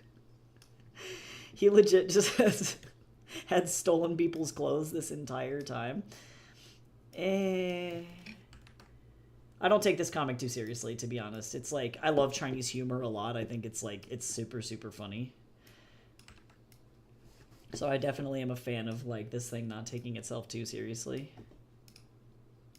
Oh my god, Enzo, you're so close to him. Good lord. Alright. God, Wukong is also so much taller than this guy. Okay, there we go.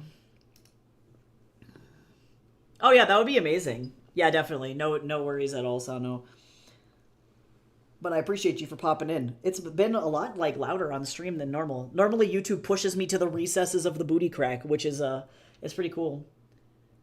Yes, Wukong definitely appeals to the furries. I'm not saying that my Kickstarter was 100% funded in the like last fall when I kickstarted Volume 2 because I had a Thirst Trap Wukong art print, but I really do believe that Thirst Trap Wukong got all the furries and they were like, "This is nice. I'm going to read this." I'm like, "Thank you.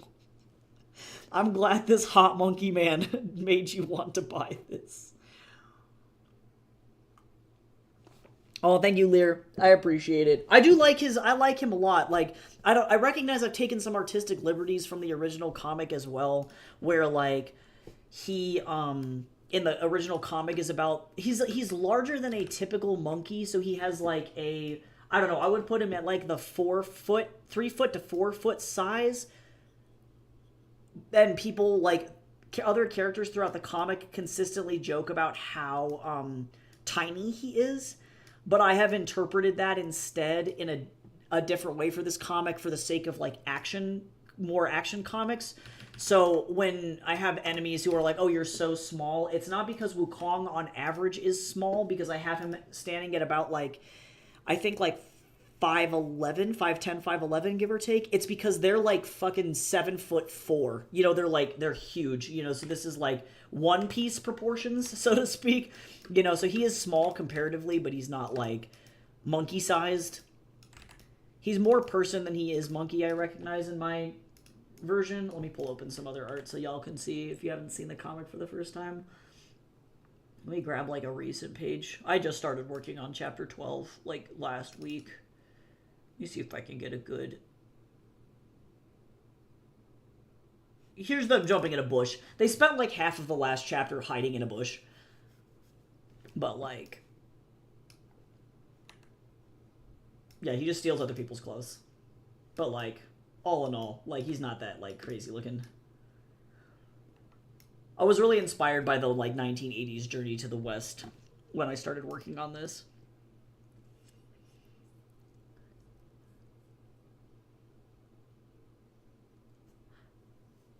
Feels like I have read it already. As far as I'm aware, mine is the only Heaven's Equal comic.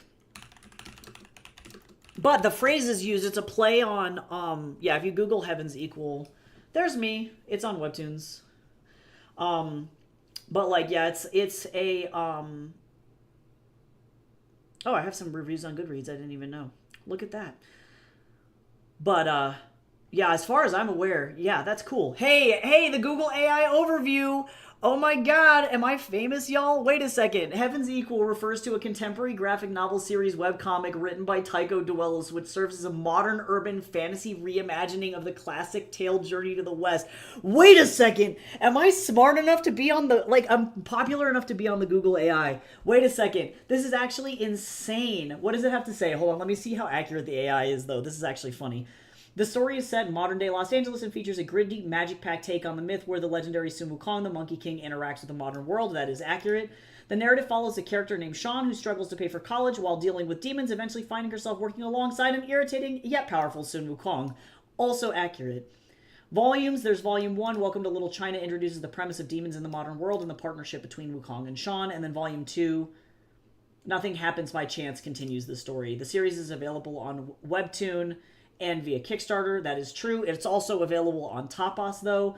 The comic is noted for featuring Kung Fu, Eastern magic, and is rated teen plus for themes including strong language, blood, and mild violence. Yeah, by like teen plus, I mean like probably like 16 and up. Like there's a lot of adult themes in this thing. But the title itself, Heaven's Equal, is derived from Sun Wukong's self-proclaimed title, Great Sage Heaven's Equal, or Great Sage Equaling Heaven. Yeah, which he took after rebelling against the Jade Emperor in the original Journey to the West. Look at Google AI being actually accurate about my shit. That's crazy. But yeah, if you Google it, it's here. But you can also find it on Tapas. I prefer Tapas just because I'm actually monetized over on this platform now, which is pretty cool. But it's there. That's crazy. I would have never anticipated that. That's fucking insane. That is ridiculous. I feel like I just looked into the future. That's nuts. I would have never guessed that Google AI. Because most of the time, if you Google really obscure shit, it has no idea what it is. But, like, plot twist.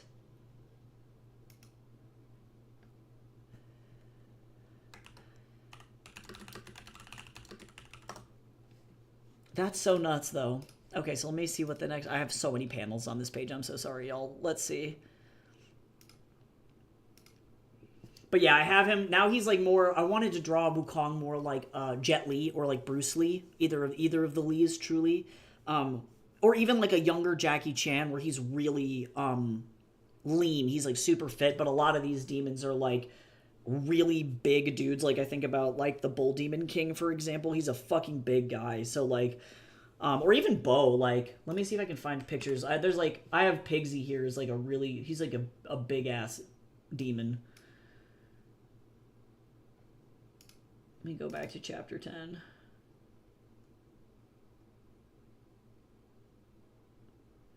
Like, he's enormous. Let me find him standing next to Sean. Or even them at the table. This is a good example. He's a big dude. So, at least in this adaptation, like, demonism makes you definitely more than human. You know, like, he's I think, at, like, 6'4", 6'5". Sean is 5'2", so she's, like, really tiny. But... yeah, kind of fun. It's been fun at adapting it. How long have you been drawing this comic for? Too damn long. I started working on it right after I graduated from undergrad, so that would have been like 2016, I think, and it was really bad. It was really not good. My art was not very good. I was doing everything on pen and paper with marker because I wanted to try and do traditional, like, Bruce Timm style comics. And then I realized that it was going to take way too long. And then I gave up, and then I redid it, like, literally twice. And I think that this iteration of it has been out since, like, 2020, I think. So this is, like, the most updated version. And the one that I think have been, like, going at the most.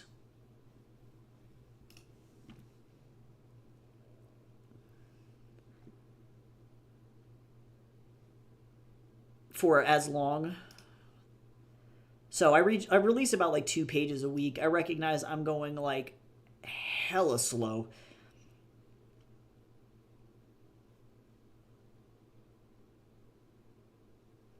It's like really, really, really slow. But that's okay. It's because I'm working by myself. I am making sacrifices. Sometimes you gotta do what you gotta do. Oh my god, I ended up in Yin's mouth bag again. I don't like that. I don't like it. I wish, like, I need to screenshot it. That's horrifying. Literally the most, like, terrifying, unnecessarily terrifying thing I've ever seen in my whole life. So extra.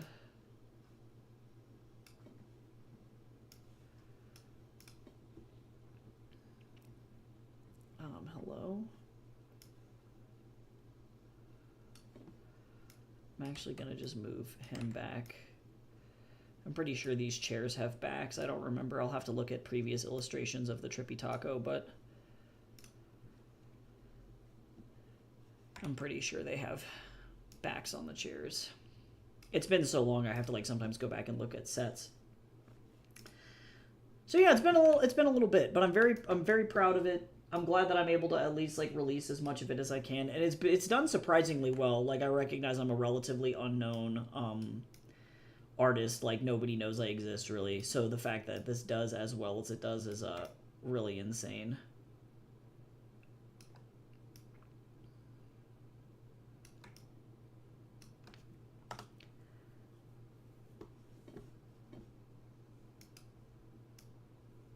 I appreciate it. The people who really like Sun Wukong are definite stands for him, which is pretty fucking cool. So I'm very lucky that people are as passionate about it as I am. It's a great myth. Okay, almost there.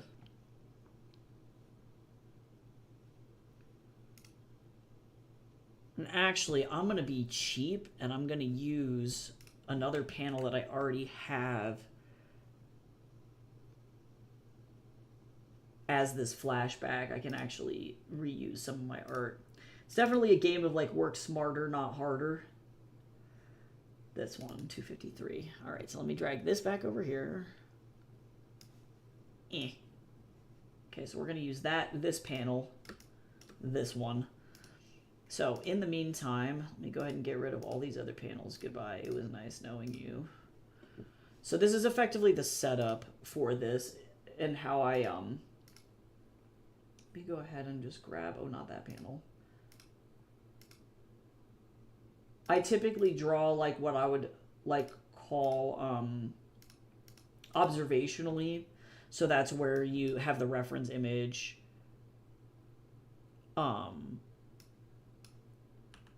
You have this like image and it's off to the side and then you use it as a reference. You know, you're drawing observationally. But in this case, and like this was the best tip I ever learned from that storyboarding teacher that I had, I'm using pre-designed 3D models to be able to very quickly make sure all of my anatomy and proportions and things like that are the same, which is super useful for working by yourself on comics. If you're working alone, you have to be able to be very speedy, and the storyboarding industry is insane. Is your manhwa action, thriller, and stuff? So I wouldn't consider it a manhwa, personally, because, one, I'm not Chinese, and two, while it is based on Chinese myth, I feel like it reads more like an American action comic, personally. But yes, there's lots of action in it. It does have a lot of, like, I recognize Journey to the West is a lot of, like, slow, dramatic drama, you know, because Chinese myth and stuff really like relies a lot on that, but it's definitely not uncommon for this comic to have like action sequences. Also, Wukong is in his underwear in this, and that's the funniest shit to me. But there are the action sequences so far are very like short-lived because Wukong is so powerful. He just kicks the snot out of everything that he comes up against. But as the comic escalates, and this particular chapter that I'm working on is going to be really reliant on the story focuses mostly on this other enemy coming back. So like this one is particularly action heavy, but it has, I would say, a pretty decent balance between like drama and like kung fu for sure, because I really love that aspect of Journey to the West. A lot of the conflict in this particular comic comes from the fact that Sean, as the main character, she is not a violent person. She doesn't really condone violence, and then Wukong's solution to everything is just beat the ever-flying snot out of it until it's dead, which is not great. So that tends to be a pretty severe sticking point where Wukong is trying to convince her that, you know, you have to, unfortunately, sometimes kill demons to save people, and she's just really uncomfortable with that. She doesn't really like that a lot, so she is definitely like what I would consider a hardcore pacifist, but at some point she does end up learning that you have to, unfortunately, hit things in the head if they're trying to kill you. You know, it's like one of those things. Oh my god, I haven't drawn Yin in their Trippy Taco uniform in like a hot minute. It's been a second.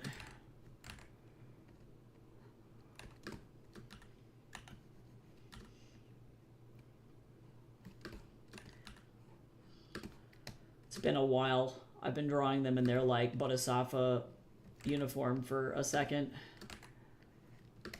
I would rather this be more geometric.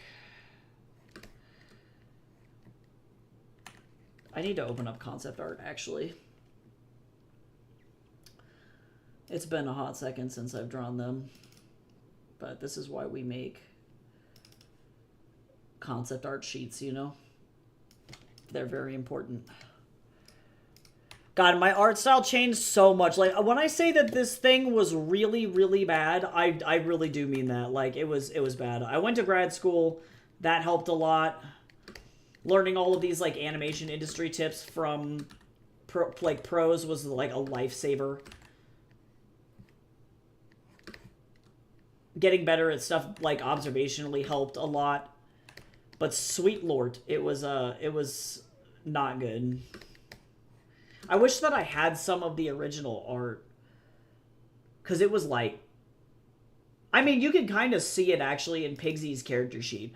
Like, holy shit, this was not good. Like, this is we're in danger. Okay, so this was like circa 2017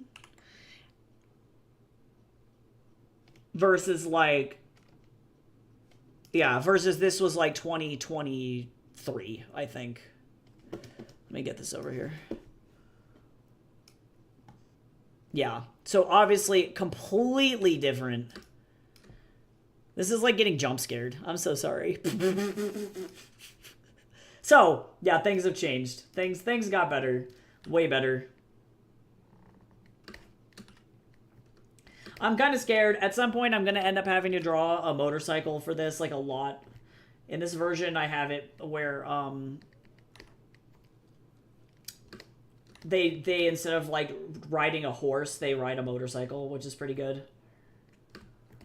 So their dragon turns into a fucking magic motorcycle. I'm not excited about it.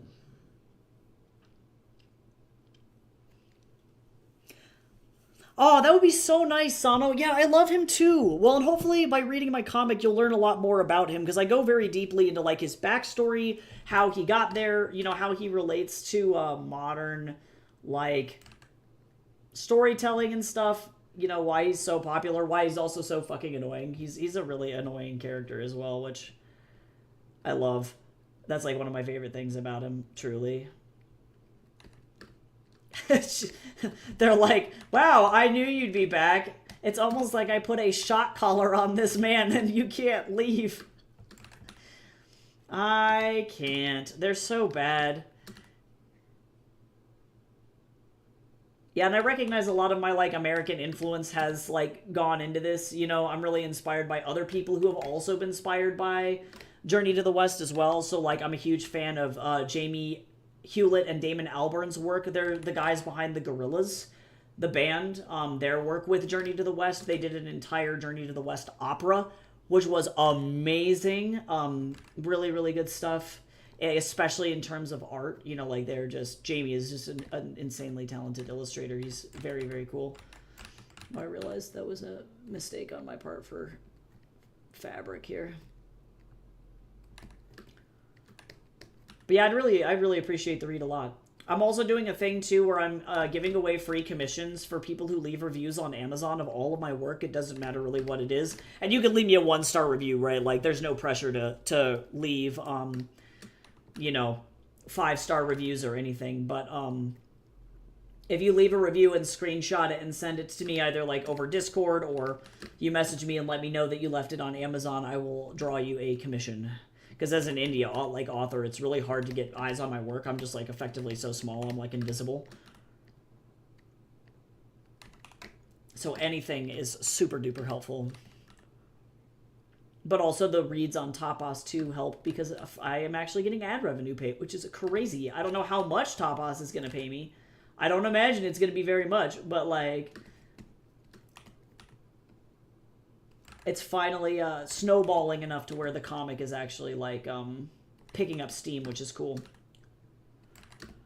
He's so fucking annoying in every game he's in. I can't. Yeah, no, totally. He's in a lot of video games, Sano. No, you're so right, though. Yeah, there's some iterations of him that I like more than others. I find that the more westernized he gets, the more annoying he gets to me, where he's, like, I don't know, just really obnoxious. And in this, to be fair, in the original Journey to the West, he's a trickster god. So I like to explain to him, like, to people, like, he's Chinese Loki, right? He's very self-centered. He always believes that he's right. He believes that his way is the only way, and so he can get really entitled in that way. But I love his power set. I think it's really cool. He effectively learned Taoism so good that he can do magic. So that's a really big theme of this comic as well, is that there's a lot of, like, Taoist magical transformations, big explosive kung fu fights with magic, people flying. You know, then, like, that's another thing that I love about Chinese storytelling, is it's, like, it's so over the top. So I try and capture a little bit of that humor, and that just like craziness of like, yeah, Chinese action sequences in all of this. Okay, there we go. I'm so glad that these models exist because I swear to God, having to draw these hands manually every single time would literally ruin my life.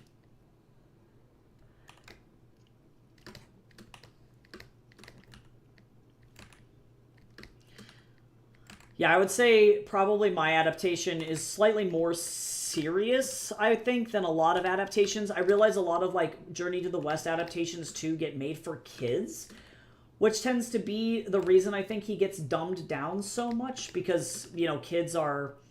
They can't handle a lot of, like, ultra violence, but, like, reading through the original book, like, the book is super violent. Like, it's really, It's definitely not unusual for Wukong to be beating people into meat paste. You know, like, that's just a normal occurrence.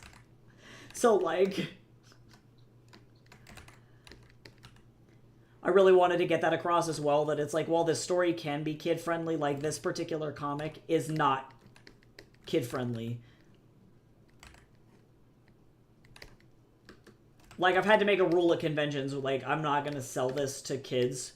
You know, like, I have to explain to kids that, like, they need to go back and get their parent, because, like, I can't justify selling it to kids, because there's just a lot going on in it that's really intense.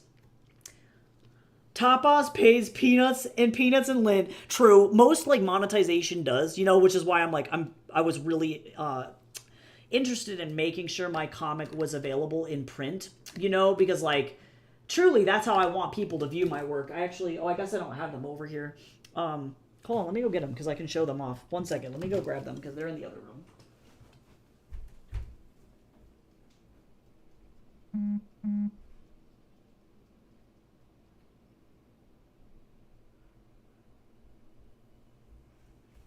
But, like, I myself am, like, a book publisher by trade.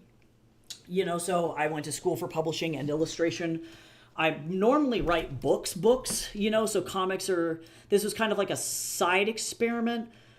But, also, hello, here's my face. But, like, you know, this is what I want people to pick up, right? Like, I love the online version of it, but if you're online, you don't get, like, this is one of my favorite things about it is, like, if you buy the volumes, like, there's going to be a big, like, spine illustration. You know, so, like, you have, like, the actual physical thing, and you can really appreciate, like, I don't know, like, full color pages and fight scenes and stuff. This is actually one of my favorite fight scenes from, like, earlier on in the comic where Wukong transforms into a bull and then literally just, like, tears through the interior of this restaurant. So, kind of fun. But, like, yeah, I love these. These are definitely my fave. Oh, here's that Thirst Trap Wukong print in case anybody was curious about what did that. But, oh my god, you have this shirt. I love Sriracha so much, though. We don't talk about it. I'm definitely, like, a huge Asian food fan, for sure. But, oh yeah, do you draw with a mouse or a drawing pad? I use a tablet, so I can actually show you that, too. This camera. Yes, this is the tablet I'm working with. This is a very old model of Wacom. You can see I've been using this for literally over a decade, since, like, 2012, so the inside is, like, it's all, like, warped and stuff, but I think this is, like, an Intuos 4. Yeah, so they don't even make this model anymore, but yes, I definitely use a drawing tablet for sure. Some things I do with a mouse, like, especially because this particular comic is really easy to color. I'm not really doing, like, there was an intentional reason why I chose to do it in black and white. Well, like, I guess I really wanted to honor, like, manga. I read a lot of manga as a kid, so I love that they were very successful with effectively just black and white. There was not a lot going on in manga, which I thought was cool, with, like, just highlights of color. But then also, too, it makes it really fast for me to produce this and color this by myself. So that I can do with a mouse, for sure. I have a lot of, like, I don't know, things that I've intentionally done with this style. Like, normally this is definitely not my, like, usual art style. Let me pull up some of my more recent work for books and stuff. Let's do... I just finished a bunch of illustrations for my next Kickstarter.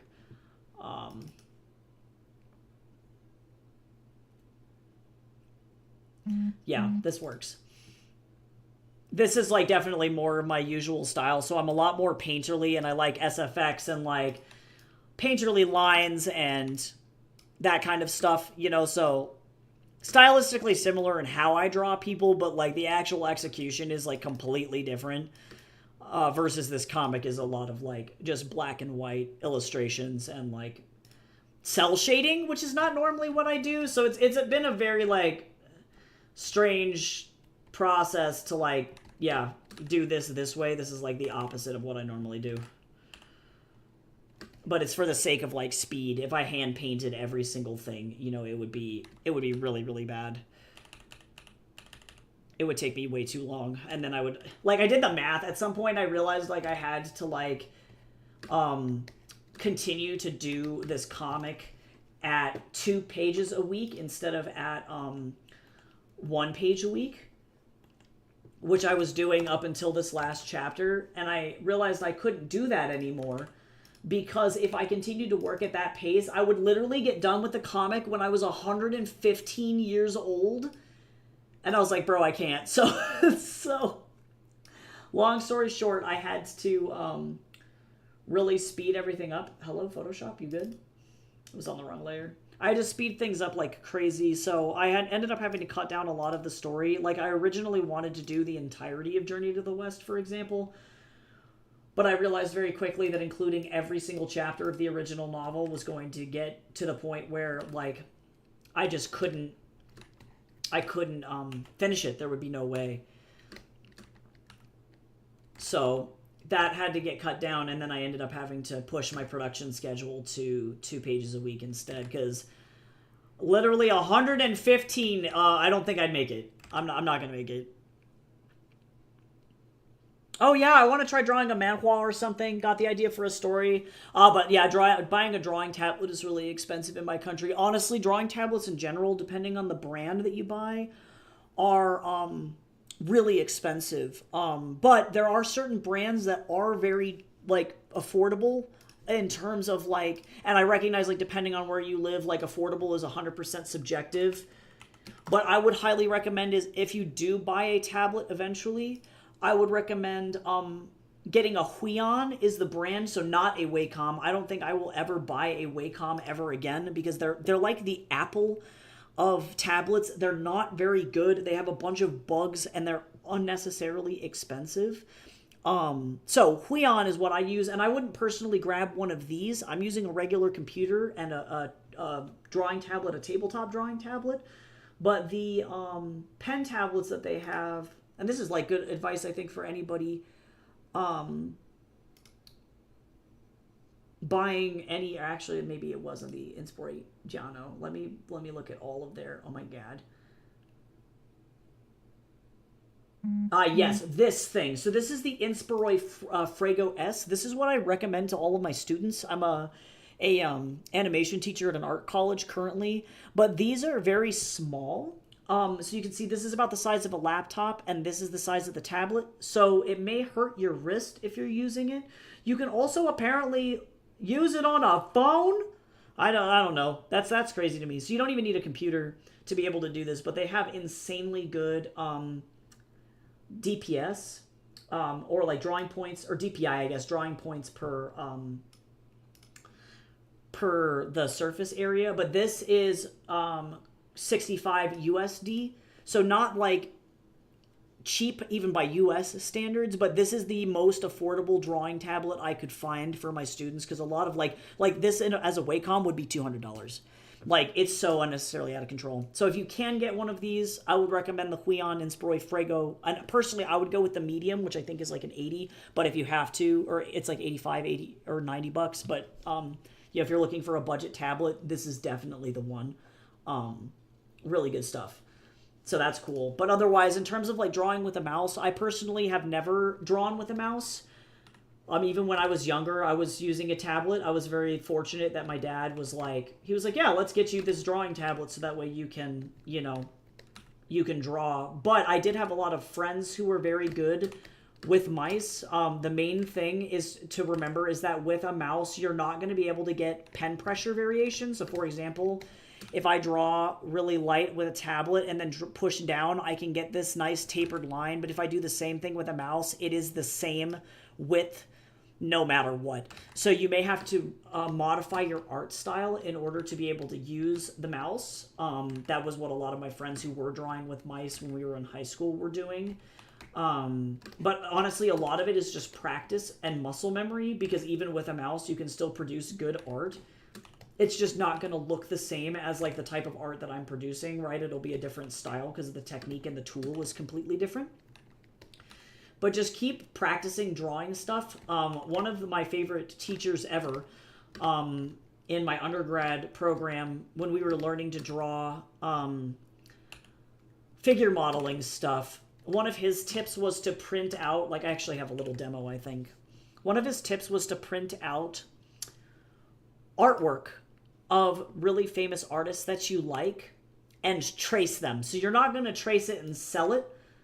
But this, for example, is like one of my favorite exercises to give students as well. So this is David's, or Michelangelo's David, right? So this is a physical statue. And what my teacher would do is print this out. And with a Sharpie, he would trace over this statue to get the anatomy down. And sometimes he would do skeletal practices. Sometimes he would do muscle practices like this, but you can do the exact same thing on a computer with a mouse. Obviously, like I did this with my tablet here. So doing that can help train the muscle memory of your hand, so that regardless of the tool that you're using, whether it's a mouse or a drawing tablet or a I'm trying to think, even a pencil, like obviously if you're working traditionally, pencil, pen, whatever drawing medium you have, that will help you get your muscle memory in your wrist and your hand to kind of pick up what you need it to do. So even if you are producing your final work with a mouse, there are a lot of pixel artists out there, for example, who almost exclusively use mouses or mice. You can still do it. Yeah, and keep practicing with the mouse until you can save up, definitely. But yeah, no, totally. I can understand, Sano. It's even here in the US, like I have a lot of students who are just physically unable to buy supplies for class because they're fucking expensive. Like they're so bad. But yeah, keep practicing with stuff. If you if you do trace stuff, don't claim it as your own, right? So like if you're using photographs of people, that would be my recommendation, or everyday objects like cars, books, like simple objects, easy things, and then just practice doing it over and over and over again, because just like riding a bike, you'll develop that muscle memory eventually, and you'll be able to figure that out. Oop, I did this on the wrong layer. Don't you just love it when that happens? But yeah, practice literally makes perfect. My art was not very good. Why is my speed on my mouse like way out of control? There we go, better. But yeah, I was not good. Like I think about like the stuff that I was producing at 14. I think this might be a little bit earlier. Let me find it. I always bring this thing up because like this is so important to remember. But like this was something that I drew when I think I was like 13, 12 or 13, maybe 14. But it weren't good. It was bad. And this was done with the drawing tablet. So I was having issues, clearly you can see, with like pen pressure control. My anatomy wasn't great. I didn't understand perspective, so that ended up being a little bit messed up. But point is like a decade and a half later, a decade and some change, almost 2 decades later, you just got to make it happen. You can do it. You can do anything. I believe in you 1,000%. Ooh, but that's Don Ray. That's a great tip, though. Yeah, if you have a camera, sketch on paper and then open it in your art program, 100%. Yeah, because then you can also do that same practice with like a pencil, and then you can color it in your art program. Or if you have if you want to produce, for example, art like this, you can do this 100% with pen and ink. So you draw your drawing in pencil first, and then you go over it with ink. And then when you scan it into Photoshop or whatever art program you're using, whether that's Clip or I'm trying to think, Krita is free. That's another good one. And you can literally color over your physical ink work with within those programs, which is pretty cool. Yeah, I would suggest Krita if you're because if you're wanting to save money and use a software that's free, It's Krita would be the one that I would recommend. And you can go here to the website, download it. I believe you can get it on tablet or computer. Yep. And you can obviously produce some really beautiful art. It'll work better if you do have a tablet, but you can produce any kind of art in here. And like Don Ray was saying, you can photograph your artwork and just drop it in to programs like these, and that'll work. But yeah, Krita would be the one that I would use. It's completely free. I love that one. Won't that double up the work? Not necessarily, because if you were to, for example, scan in an image like this, like let's pretend that this was made with pen and ink, right? Like I drew this on a paper, I took a photograph, and I put it in. You can use layers and your mouse to only color in certain areas of your piece, for example. And so you'd just be doing the coloring inside of your digital art program. Does that make sense? So you can kind of, it's flexible, you know, like that's truly it, is it's like you can do any method that you want, any type of process that works for you. You know, there's not really one right way to make digital art, you know. Oh yeah, Medibang is good too. Yeah, Medibang is good too. Yeah, there's a bunch of really good software out there. I was trained in Photoshop, and I've used Photoshop almost my whole career. So this is just the one that I use, but really, like, I'm of the opinion that, like, there are so many great softwares that you don't really need to use one. Like, I know a lot of art schools are like, you have to use Photoshop because it's the industry standard. And it's like, well, you go and work in the industry, and like then all of a sudden you're working in like Storyboard Pro or Toon Boom, or the director tells you can use Procreate. You know what I mean? Like there is no industry standard anymore. So like using whatever whatever software you can get a hold of. But I've heard really good things about Krita. I personally haven't used it, but yeah, practice makes perfect. 100%. Just having fun. You know, just remember that it's just, yeah. It doesn't matter how good you are, truly. Just having fun is what's important. Yeah, I use everything I can find 100%. Literally, anytime I find a free art tool, I'm like, this is mine now. This is mine now. All right. Well, I'm going to go ahead and probably stop stream here. I'm pretty happy with the progress that I made on the title page. And then now I can go in and tomorrow I can finish up this page.